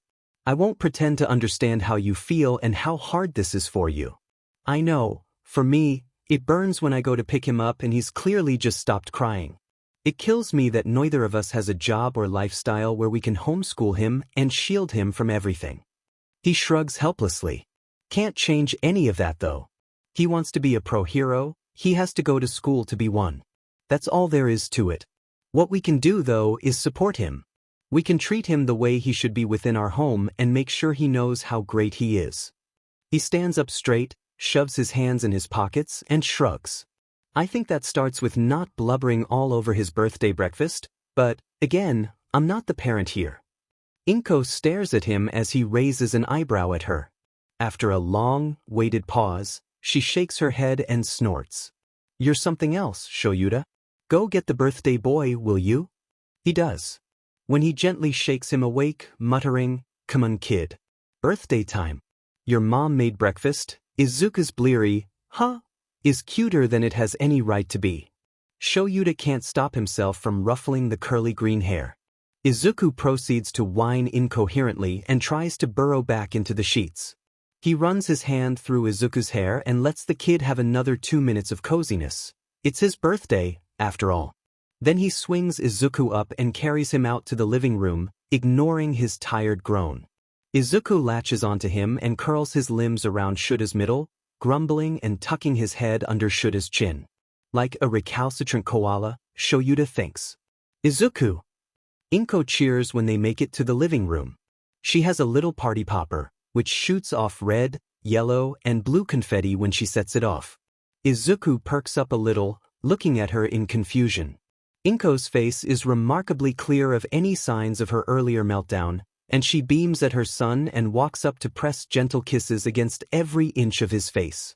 By the time she reaches his nose, he's giggling and squirming in Shuta's arms. "Happy birthday. You're getting so big I can't stand it. You won't be my little baby boy much longer, especially with Shoyuta teaching you how to be big and strong." Izuku, smiling and visibly pleased, says, "I'm gonna be your big and strong hero instead, Mama." Inko's beaming face somehow gets brighter. "Of course you are. I can't wait." "Big and strong heroes need to eat breakfast," Shoyuta says tonelessly. "You going to let go anytime soon to do that, or?" Izuku giggles and lets go of the death grip he has on Shuta's neck. Because it's his birthday, Shoyuta places him on his feet instead of dropping him like he normally does. And because it's his birthday, Shoyuta doesn't hide how happy he is when Izuku smiles up at him. Izuku is, of course, delighted by the hero-themed notebooks they present him with after he's eaten his fill. The rest of his getting ready for school time is spent with him audibly debating whether to use the All Might or Ectoplasm notebook for math. Shoyuta tries to encourage him to use the Ectoplasm one without saying, "He'll be your math teacher in a few years and I know your first day at you will be absolutely hysterical if you have childhood math notes stashed somewhere in a notebook with his face on it." It's unclear if his efforts are fruitful or not. Izuku won't decide until he starts working on math, probably, so Shoyuta will just have to wait. Surprisingly, the notebook with the number 2 hero's face on it is left behind. Endeavor, looking out sternly from a wall of flames, is tossed haphazardly onto Izuku's desk when the boy starts to load up his backpack for the day. "Not a fan of Endeavor?" Shoyuta asks, interested despite himself. He knew that Deku had never worked well with Enji Todoroki, but he hadn't thought Izuku had a single hero he disliked. A fanboy through and through, up until now there's seemingly been no limit to his hero worship. Izuku pauses from where he's pulling on his socks. He glances at the notebook in question, then turns back to Shoyuta. You know how you said a while back that the world isn't divided into just heroes and villains? Sounds like something I'd say. This kid's memory is something else. Shoyuta vaguely remembers saying something similar a few days before they moved to their current apartment, but not in any detail. You said, the world isn't divided into heroes and villains. Not the way those shows you like watching try to say. Sometimes, someone causing a problem is just a person in a bad position. Just because someone is getting arrested doesn't mean they're a villain, or even a bad person, he recites dutifully. And I think the opposite's true too. Just because someone's getting someone arrested doesn't mean they're a hero. Endeavor's popular, but I don't really know why. He's always talked about on the news, 'cause he injured civilians or someone's mad at him for breaking things he shouldn't or for hurting people he shouldn't. Izuku stands up and stretches. Shoyuta stares at him blankly. Izuku, undeterred, continues, I don't think he's very heroic. His stats in regards to civilian lives and livelihoods left unaffected in the wake of villain attacks are significantly worse than not only All Might's, but almost all of the other heroes in the top 10. Sure, his quirk is destructive. I can't think of many situations where fire as strong as his can be used in a non-damaging way, but there's plenty of situations where he shouldn't have to use his quirk but he does anyway. He never runs or touches people he's apprehending if he doesn't have to, you know? He just scares them into giving up by overwhelming them with fire. And I don't think that's something a hero should do. This kid, Shoyuta says, warn me if you ever decide to be anything other than a hero. You're 7 and talking about subjects that people my age don't with maturity that people twice my age don't have. Izuku puffs up his chest and says proudly, Mr. I'm 8 now. My mistake. You're practically ancient now, I forgot. Getting Izuku to school is normal, other than the way he drags his feet the entire way. It doesn't matter to him if they take a little longer than usual. Shoyuta doesn't give a DMN if Izuku is late, since it's not like anyone at that school deserves his respect. Their walk to school is more of a stroll than anything else, but they eventually make it to the school gates. The bell either just rang or is about to, seeing as there are only a few stragglers walking in when they arrive. Izuku doesn't pick up his pace. If anything, he slows down at the sight. Shoyuta glances down at him, then up at the school. You going in? Why? In a minute. Okay. Izuku's hands are wrapped tightly around his backpack straps. He's looking at the ground with a strangely determined expression. His breaths are evenly measured. If Shuta's not wrong, it's 5 counts in and 5 counts out. The same way Inko does when she's feeling overwhelmed, and a habit Shuta's picked up as well. You alright? Mr. Tsoa, do you really think I can be a hero? Izuku looks up at him, lips pressed tightly together. You haven't been saying it just to be nice? Shoyuta blinks. It's okay if you were, Izuku continues quietly. I know you're nice. But I just want to know for sure. You have near photographic memory and you don't remember what I've said at least a dozen times. I'm not nice, kid. Shoyuta wraps an arm around his shoulders, drags him in close, and scrubs his knuckles against Izuku's head roughly in reprimand. Which means I don't say shit, I don't mean just to spare anyone's feelings. You have the potential to be a hero if you work hard and work smart. Don't doubt yourself or else everyone else will too. Got it? Izuku's heel slams onto his right foot and he wriggles out of Shuta's hold easily, proof that their self-defense training is sticking, which makes Shuta's chest glow with a familiar pride. Most wouldn't believe it, but he really does miss teaching. Izuku's bright smile is enough for now, though. He says, Thanks, Mr. Ozawa. I'm gonna make you proud. Yeah. I'll believe it when I see it. He's smiling too. Are you actually going to get to class anytime soon, or are you going to spend the entire day moping out here? Izuku chirps, Yes, bye Mr. Ozawa, and runs off to start his day. Shoyuta waits until he sees Izuku enter the building, then he turns around and leaves to run his errands for the day. He can hear his bed, he thinks longingly, crying for him to rest, especially with the day off to such an emotional start already. But, and he will only ever admit this in the safety of his own head, Hisashi was right. Which means he needs to go buy a better gift for Izuku than the ugly All Might mug he had, with great reluctance, bought for him weeks ago. By the time he finds what he's looking for, taken a short nap, and altered and wrapped the stupid things, it's just about time to walk Izuku home from school. There's not enough time for him to take another nap, but there's enough that it'd be weird for him to go straight to the school and hang around until the bell rings. It's already a miracle that no one's called the cops on him yet when picking Izuku up, considering he clearly isn't a parent or older brother and looks like he's still homeless even on a good day. He doesn't need to press his luck by hanging around longer than necessary. He stops by a convenience store for a can of iced coffee to kill some time, and when that only cuts out approximately 5 minutes, he decides to give Nemuri a call and meander his way over to the elementary school. At least he'll look busy while he approaches, which might make him look less like a weird old guy hanging around. For once, she picks up almost right away. She's always fumbling with her phone for at least a few rings since she wears tight clothes with even tighter pockets.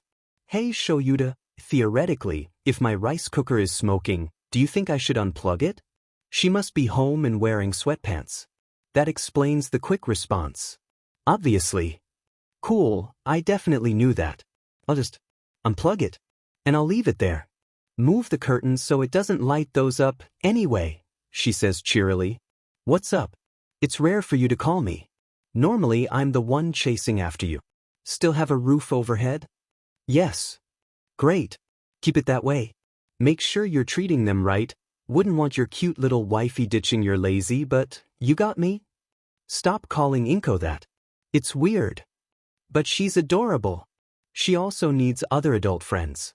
Don't suppose you'd want to help with that? He waits for a bit. When Nemuri doesn't answer, he glances at his phone then puts it back up to his ear. Hello. I'm still here. Just surprised. Shoyuta feels his brow furrow. But I didn't think it was that weird of a request. You don't have to if you don't want to, but you seem to like her all right. You know I don't get along great with other women. He can imagine the hand wave she makes at that comment. I'm too catty. Too promiscuous.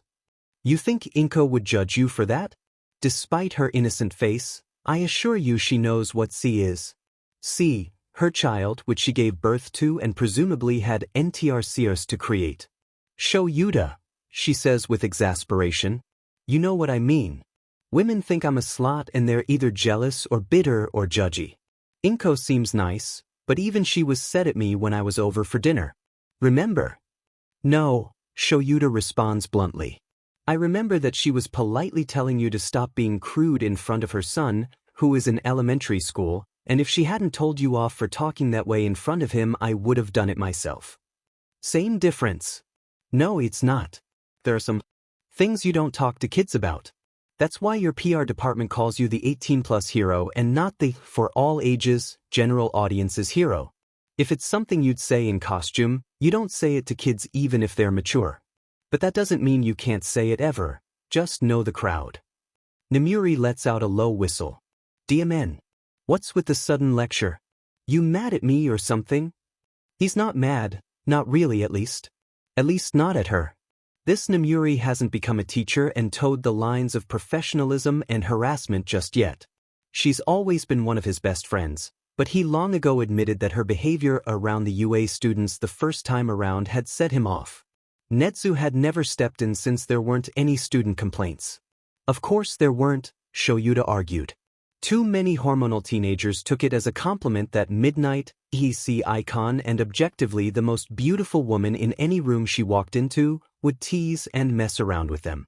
She receives more confession letters on Valentine's Day than anyone should has ever known. Netsu, for all of his intelligence, rarely gave a DMN about anything that wouldn't get them into legal trouble or hurt their reputation. He had told Shoyuta to come back if he suspected anything untoward. Until then, though, he didn't see the harm in desensitizing the easily flustered students to implied SXL advances when sexuality and selling SEC is inexorably intertwined with the core of pro-hero work. She'd never act on any of her flirtations, which is the only reason Shoyuta was able to maintain a friendship with her. And even then, there were long PRDS of strain between them. Their inability to discuss emotions with each other or talk in any language other than snark never helped either. He knows she doesn't mean anything by it and really, truly thinks that she's just playing around. that her words and flirting are harmless fun. And maybe he's sensitive and overprotective of his students. Maybe it's not as big of a deal as it feels to him. No one had ever complained or expressed discomfort. Maybe it's Shuda's own discomfort coloring his judgment. Still, though, he can't stop himself from encouraging her to be less raunchy around children this time around. Maybe she'll be more appropriate and Shoyuta won't have to clench his teeth whenever he sees her laughing at a red-faced kid.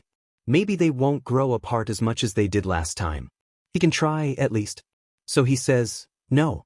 It's just, being around a kid all the time changes your perspective.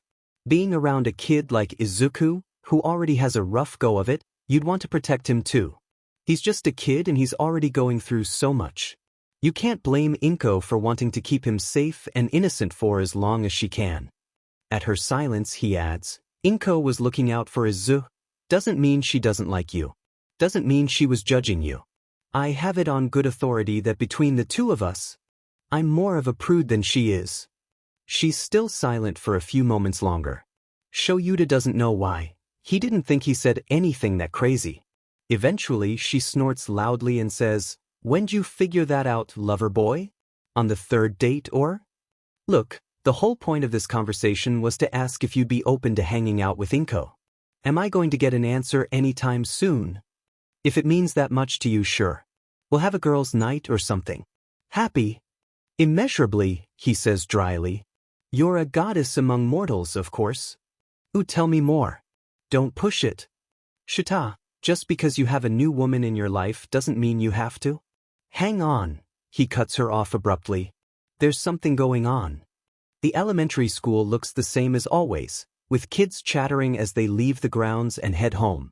Most of them seem unbothered, outside of a few who are looking off to the side in the direction that caught Shuda's attention. They walk on, visibly discomfited by the noise but powering forward anyway. Strange, considering kids tend to rubberneck like the most annoying civilians. A sinking feeling in his stomach spurs him to jog towards where the commotion is coming from.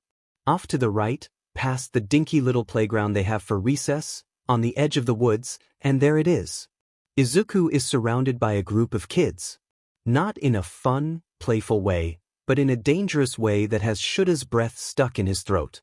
And Izuku, gentle, kind, babbly but polite Izuku, is standing his ground and screaming.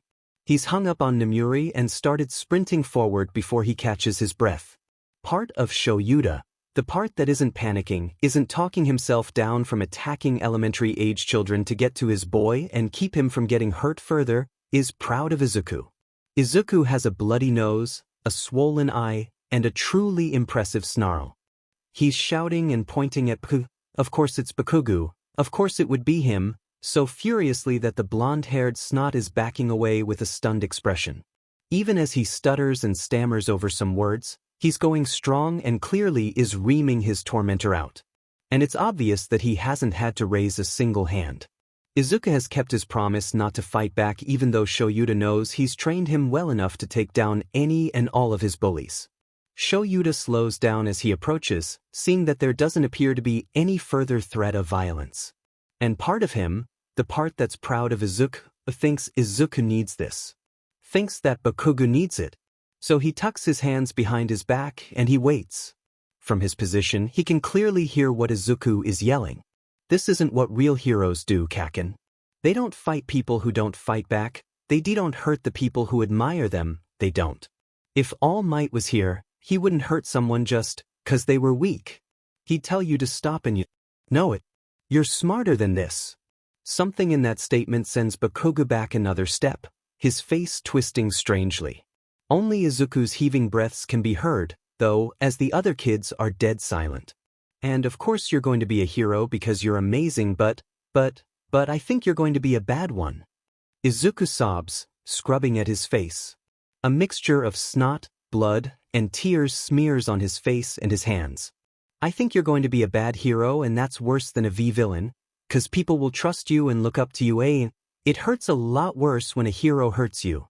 I'd rather anyone else hurt me than you, Kaken, 'cause I think you're great, but you just keep hurting me. Deku. Shut up, he shrieks, slamming his hands over his ears. I hate that name. I hate it. I hate you. Just shut up. That's Shuda's cue to step in. He stalks forward and pushes past the silent kids, pushes a gobsmacked Bakuga back another step, and swoops down to pick Izuku up. He tucks that green mop of hair under his chin and lets Izuku bury his face into his chest, still screaming and sobbing. Without looking at any of the other kids, he walks away without any further fanfare. One hand cradles Izuku's head, and the other urges him to wrap his legs and arms around Shoyuta, which Izuku does quickly. He thinks he might hear a quiet "Izu" from Bakugo, but he doesn't turn around. He has significantly longer legs than anyone there, so he outpaces them all with ease. A few of them start muttering in hushed tones, but he can't make out anything distinct when Izuku's wailing in his ears. He makes some nonsensical soothing noises, mostly just some toneless humming and shushing, which is far from sufficient but is all he can offer as comfort. He forces himself not to suffocate the poor kid, no matter how tightly he wants to hold him. Izuku stops yelling eventually. His crying continues, but it steadily fades into something less desperate. He clutches Shoyuta tightly and periodically hiccups into his neck. Shoyuta rubs his back until the hiccups die down completely. Even once Izuku's calmed down to a manageable level of distress, Shoyuta doesn't stop walking until they're safely home, the door locked behind them. He heads to the bathroom immediately to grab first aid supplies. Inko keeps the less intense supplies, e.g. All Might Band-Aids, All Might-themed disinfectant, All Might-colored cough syrup, since there's at least a few things the man's marketing team hasn't gotten around to making in his image yet, underneath the sink for easy access if Izuku gets a paper cut while flipping through his notebooks. He has plastic-covered fingers more often than not, so it's a system that makes sense. Anything Shoyuta might need after a patrol, heavy-duty disinfectant, rolls of bandages and gauze, a stitching kit, adult-strength painkillers, is kept in his room so he doesn't leave any grisly scenes for the other two to stumble upon. In the morning, one time was apparently enough, if Inko's early morning shriek of terror was anything to go by. From what he can tell, Izuku doesn't have anything that ice can't fix. Shoyuta will check him over completely to be sure, but he doesn't think he'll need more than the basics. The box is oddly light when he digs it out. Shuda's probably too used to the heft of his own supplies, always filled to the brim and some excess. He's tried to tell Inko that he doesn't need so much, and if he did, he'd probably just go to the hospital at that point, but after a few protests, it became clear that it made her feel better to know that he had anything he could possibly need in the event of an emergency. When Shoyuta carries Izuku over to the living room and tries to set him down on the couch, Izuku refuses to let go of his neck. "I can't get you patched up if you don't let go." Izuku stubbornly shakes his head into his chest. "Zuku, please." He hiccups once. "I'm sorry." "For what?" "I was yelling. And I don't really hate Keikaken." He sniffles. "I was just mad." In this case, well, obviously you can't go around being angry and screaming at everyone all the time when they make you angry. You know that. In this case, though, when you've been hurt so often by him and everyone around, Shoyuta trails off, sighing. "You weren't wrong to lash out for once." "I don't think so, at least. Bakuga's been hurting you for a long time, Zuku, and you didn't say anything uncalled for considering his behavior." He sniffles again and finally pulls back from Shuda's embrace, letting him place him onto the sofa. Shoyuta kneels in front of him so their eyes are just about level, and he waits. Eventually, Izuku looks at him. Lip wobbling, eyes wet, and face a complete mess, he says, "He was my only friend. And I thought if I was stronger, if I wasn't so weak and ugly and useless, that maybe things would get better. 'Cause he wants to be a hero, so they gotta be strong, so... But you're still nice to me even with all of that, and you're a hero. So then I thought maybe if I told him what a real hero is like, he'd be nicer and wouldn't hit me anymore. But that didn't work, 'cause he didn't believe that I know an actual hero, and Mama said I can't tell anyone your hero names, so I couldn't prove that I do. And I didn't know what to do next, 'cept dodge and run like you taught me, but then he was hitting someone else who wasn't as fast as me, and..." He starts crying again. "You wouldn't hit someone just 'cause they were weak, Mr. Zawa. Good heroes don't do that. And I don't hate Kaken, but no one else was telling him he was being a hero wrong, so I had to. I thought I'd talk to him today, 'Cause it's my birthday and he knows it, so maybe he'd be nicer today, but he wouldn't listen, so I was mad and I started yelling and I hate that he calls me Deku says so Sure, Shoyuta says. He reaches out and pulls Izuku into a tight. It's okay. You're okay. I don't want to be useless. I don't want to be a Deku, Mr. Zawa, he sobs. I don't want to be a Deku. I don't want you to hate me, 'cause I'm useless and bad. You're not any of those things. You're not. Izuku wails wordlessly over Shuta's shoulder, crying harder. Shuta's voice sounds odd even in his own ears when he says, Izuku, honey, you're not any of that. You're not useless or weak or ugly, you're certainly not bad. And I wouldn't hate you even if you were all of those at the same time. Okay? When Izuku doesn't respond, he pushes him back so he's looking the kid in the eye. Okay. Izuku scrubs at his face and nods miserably. He doesn't look half as reassured as Shoyuta would prefer. Shoyuta stands up abruptly and says, wait here. It takes him all of 10 seconds to stride to the dining room, pick up the gift that looks like it was wrapped by a toddler, and return. He shoves it none too gently into Izuku's arms. Open it. Children should look excited to open presents. They should be smiling and bouncing and giggling when it's their birthday. They shouldn't look at a box covered in ugly, boring blue paper like it's the most awe-inspiring thing they've ever come across. And Shoyuta knows it's because this is the first time Izuku's received a gift from someone who isn't his mother since he was told he was quirkless. He knows that Izuku's, "You got me a gift?" isn't a slight against Shoyuta or surprise that his prickliness would allow him to get Izuku a present. He repeats, "Open it." Izuku is still subdued, but his eyes are lighting up as he rips the paper. He's not messy about it, but he's not overly careful either. When the wrapping is all torn and tossed aside, Izuku hesitantly pulls the lid of the box off. The way that Izuku's face immediately brightens as his head snaps up to look at Shoyuta in disbelief. Shuta's going to have to thank Hisashi for the idea. As annoying as the man is when he's right, it seems like he hit the nail on the head in this case. They're just like yours. Izuku rips the scarf and goggles out of the box, running his hands over them reverently. The goggles aren't a perfect match, but he was able to melt the frame to mold it into a similar rectangular shape, and replacing the strap was easy enough. The scarf isn't anything special, just two cheap gray scarves stitched together to be longer. Despite that, Izuku's staring at them like they're a treasure chest full of gold. I can dress up like Eraserhead. Only until you get your own hero costume. Got me. Shoyuta pries both items out of Izuku's hands so he can carefully pull the goggles over Izuku's head.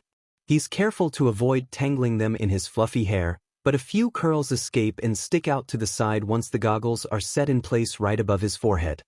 He then scrubs at Izuku's face lightly to get the worst of the blood, snot, and tears off, before picking up the scarf. He loops it around Izuku's tiny neck over and over, then makes sure the tail is tucked in. No need to have him tripping over the DMN thing and breaking his fragile little neck. Izuku's visible delight grows incandescent when Shuta's finished. You're special, you know. To me. I wouldn't let just anyone wear my merch. So stop saying mean stuff about my biggest fan. He pokes Izuku's nose in mild reprimand. He's why I do what I do after all. And he's a very, very good kid. Izuku tears up again. It's happy this time from what Shoyuta can tell, since he's beaming and wriggling in his seat. Thank you, Mr. Zawa. He ducks his face into his scarf and lets out a muffled giggle, burying both hands in it and squeezing it tightly. I get to dress like a real hero. It's so cool. And it even bunches up like yours, and the goggles are almost the same.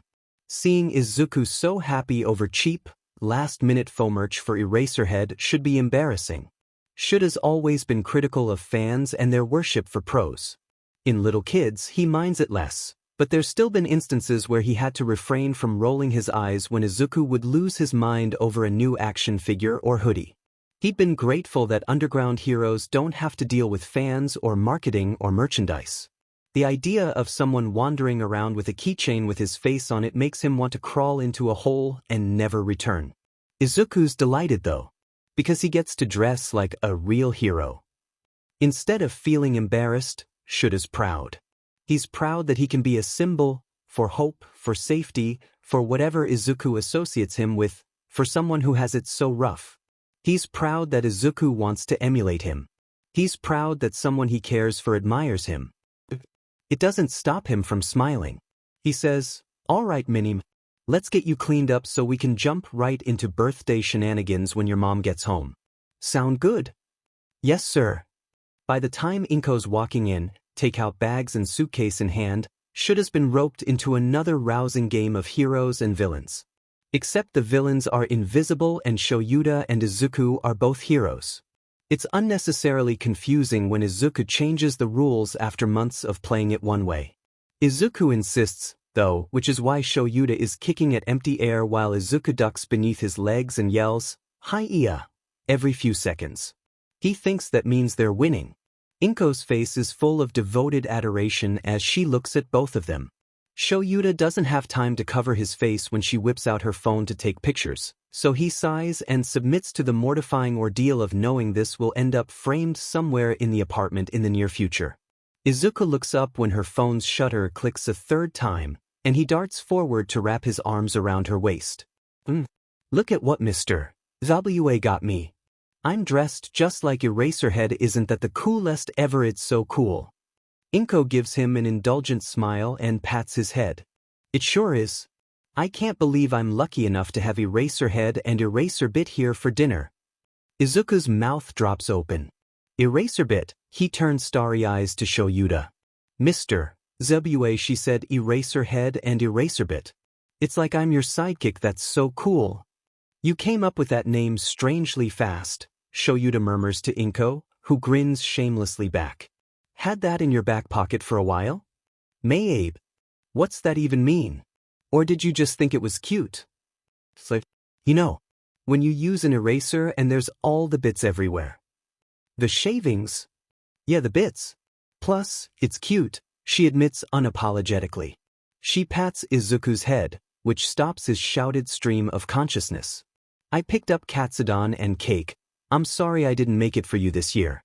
I thought I'd be able to get off work early today, but we have an audit coming up and the associates were panicking." "It's okay," he chirps. "Is the audit gonna be okay?" "It'll be annoying, but nothing Mama can't handle." She winks. "Get some plates for us while I change into something more comfortable?" "Okay." Izuku runs off. The joy is a sharp contrast to the earlier despair. If it weren't for the swollen nose, dried flecks of blood around his lips, and bandages, he'd look like any other kid excited for his special day. If only. I'll fill you in on what happened after he goes to bed. He's all right for now, but Shuta's voice falters against his will. "He was saying some stuff that I'm concerned about. We might want to think seriously about getting him a counselor or therapist of some kind." Inko's smile slides off her face. She says, "That's probably not a bad idea." "Sorry, not to bring down the mood immediately, but it was." He struggles for words.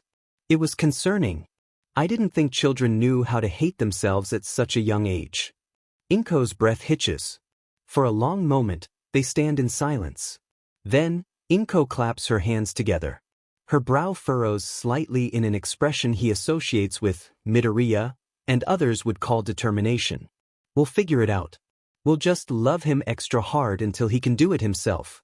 For now, we're celebrating the debut of Eraserbit and he's going to open all of his gifts that have now been blown out of the water by yours." What a contrast from the despairing, hopeless woman this morning. If Shoyuta had ever wondered how Deku, and it's harder than usual to say the name, even in the comfort of his mind, when Izuku was sobbing over it, now it's tainted by guilt, loss, and a small boy's sadness, had been so driven, he would have only had to see Inko's strength to know where he inherited it from. He says thoughtfully, "I dunno, the water hose action figures might. Don't pretend to be humble. It doesn't suit you, mister." She waggles a finger at him playfully. Dinner is relatively normal. Izuku refuses to take off his scarf but is equally reluctant to risk getting it dirty. He's quieter than normal due to the immense concentration eating carefully requires. Inko bemoans the associates at work that don't know the differences between GDPR and APPI, and Izuku nods along seriously while Shoyuta pretends he has any idea what she's talking about. They're just about to skip doing the dishes and go straight to letting Izuku open presents when Inko's phone rings. Inko pales. She fumbles for it, looks at the caller ID, and manages to pale further. Shoyuta is violently reminded of the fact that he still hasn't found any information on Izuku's father. The father that only calls on holidays. The father that's calling right now. Inko spins to Izuku and says, "You can't tell your father about Shoyuta. Understand?" Izuku nods quickly. Don't let him know that he's on speaker either. I don't want him knowing that Shoyuta and I are listening. I'll point at you when it's okay for you to talk. Okay? He nods again. Inko looks at Shoyuta and says, "Don't say anything. He doesn't need to know you're staying with us." Okay? Shoyuta gives her a serious thumbs up. The ring before the call will go to voicemail. Inko picks up. She puts the call on speaker and places it gently on the table, with all the care of a bomb squad prying open the casing of their latest target. As if it pains her, she softly says, "Hello."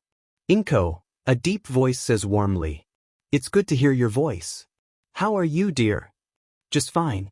You know how this time of year is, audits and budget reviews, all that fun stuff. And yourself?" "I'm not as mobile as I'd like to be, but I'm doing better than last year." "Izuku's well." "Of course. His final exams were spectacular as always." Good.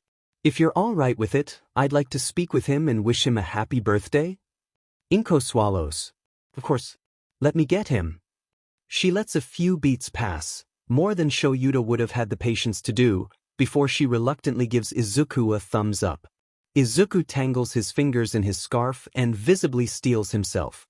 Then he says, "Hi, Dad." "Izuku. Happy birthday, buddy. You're starting to get old, aren't ya?" "Just turned 8, Izuku confirms. "I'll be in double digits soon. I learned how to multiply double digits since the last time we talked. It's not that hard except remembering to add the extra zero when you gotta. I was never very good at math. You must have received your talent for numbers from your mother. My elementary teachers bemoaned my ineptitude with long division. Dividing's harder. I haven't figured that one out yet, but I'm gonna have to if I want to figure out how heroes split up where they patrol and how the Hero Commission determines how many heroes belong in an area, 'cause I think it's based on how many people live in a city." There's a pause. Then Hisashi says, faux casually, "So you're still in your hero phase then?" Izuku frowns. "I mean, I still admire heroes. I still want to be one. That won't ever change. I think heroes are amazing and what they do is really, really cool. But my definition of hero has changed since we last talked, so I don't know if 'still' is the right word." "Really?" Hisashi sounds interested. Intrigued even. "How so? Did you know that Endeavor's hurt almost as many civilians as he's caught villains? And the district he works in regularly has had to increase taxes yearly for the last decade, cause of the property damage he causes? I don't completely get what taxes are, exactly, but people are paying for him being careless and breaking things, and that's not fair. Plus, his stats in regards to civilian lives and livelihoods left unaffected in the wake of villain attacks are significantly worse than not only All Might's, but almost all of the other heroes in the top 10. And this is just stuff that people are talking about online. He's one of the richest heroes, so who knows what he was able to settle by paying for things before it was reported on." Izuku's frown deepens. "I don't know. It seems bad to me. And if the number 2 hero, with the public's eye on him more often than not, is doing that much damage and not being very heroic, then there's probably others that are doing it too. And people praise him for it. He's the second most popular hero. So I guess he's a hero, but I don't think he's a good one or very heroic." "That's remarkably astute, Izuku." His voice is notably warmer. It sends prickles of unease through Shuta's spine. "And you researched this all on your own?" "And I still like heroes," he adds quickly. "I just want to make sure I'm supporting actual heroes and not just the people who claim to be them. Endeavor certainly is a piece of work. The Hero Commission does a spectacular job at making sure his worst traits are glossed over in the public eye. It certainly tests your faith in the system, doesn't it?" "I don't get why they'd lie. If someone's doing stuff they shouldn't, isn't the commission supposed to stop them?" What's the point of the hero commission if it's not making sure heroes are actually being heroes? Izuku sighs heavily. I don't get it. We're lucky that All Might's the top hero and he's actually a good hero, not like Endeavor.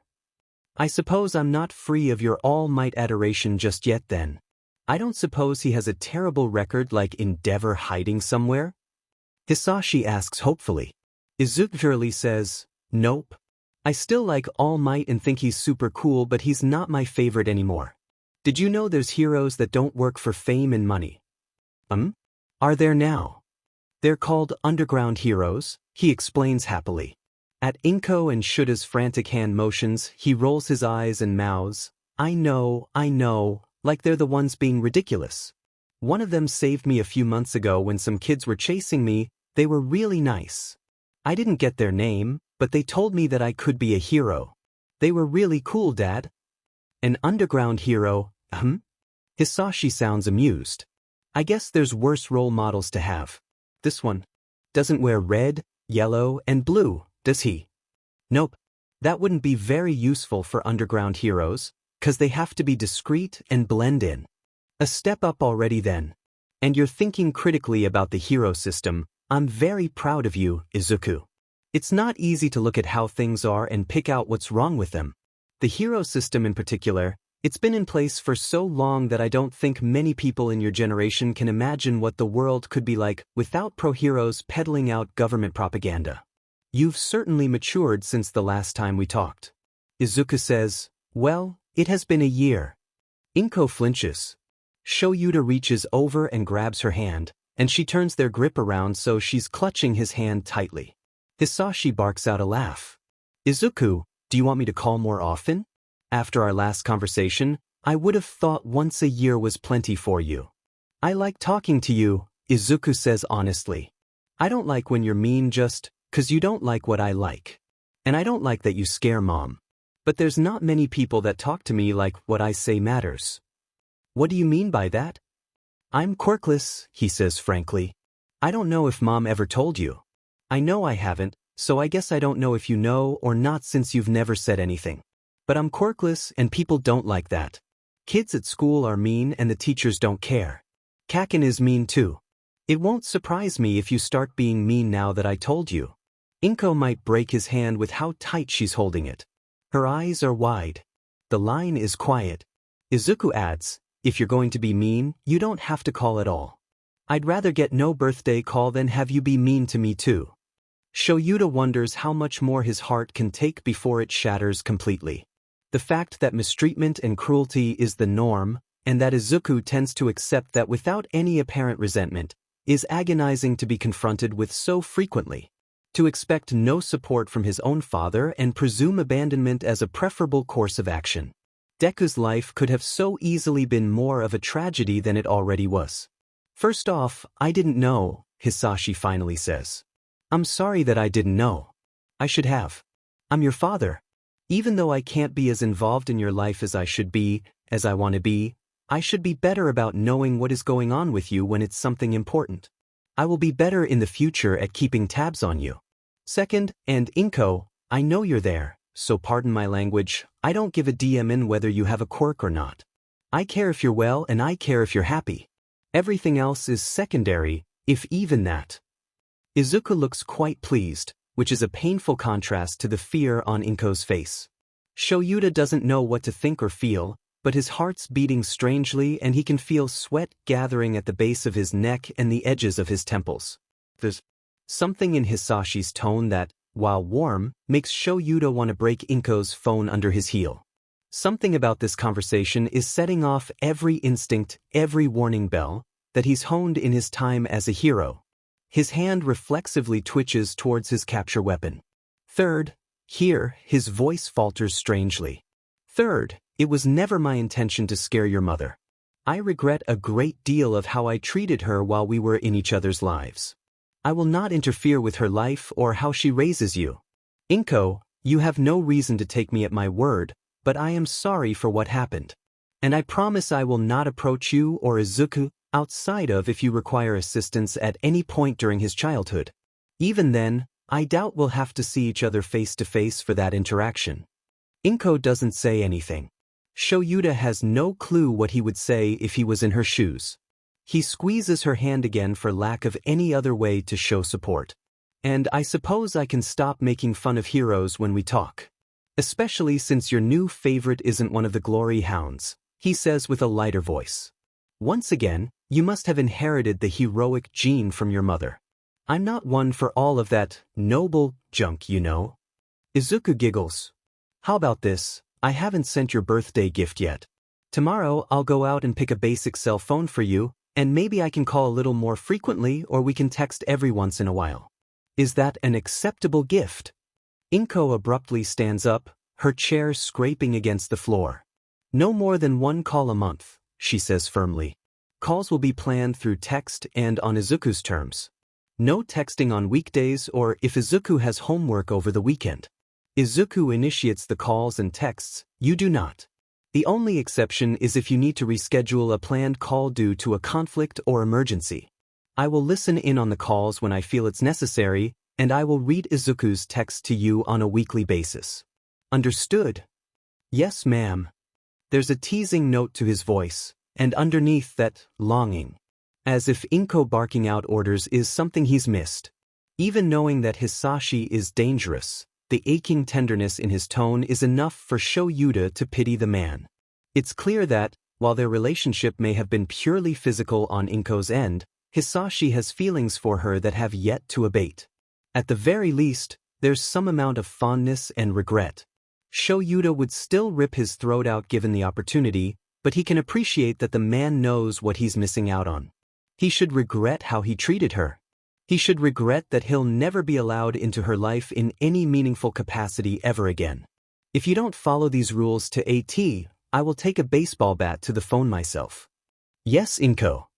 Inko turns and faces Izuku, who nods. Yes, Mama. She releases a hefty breath. Fine. Nothing too fancy, Hisashi. It will be a modest model, I promise. Thanks, Dad. But love you, Izuku, Hisashi says seriously.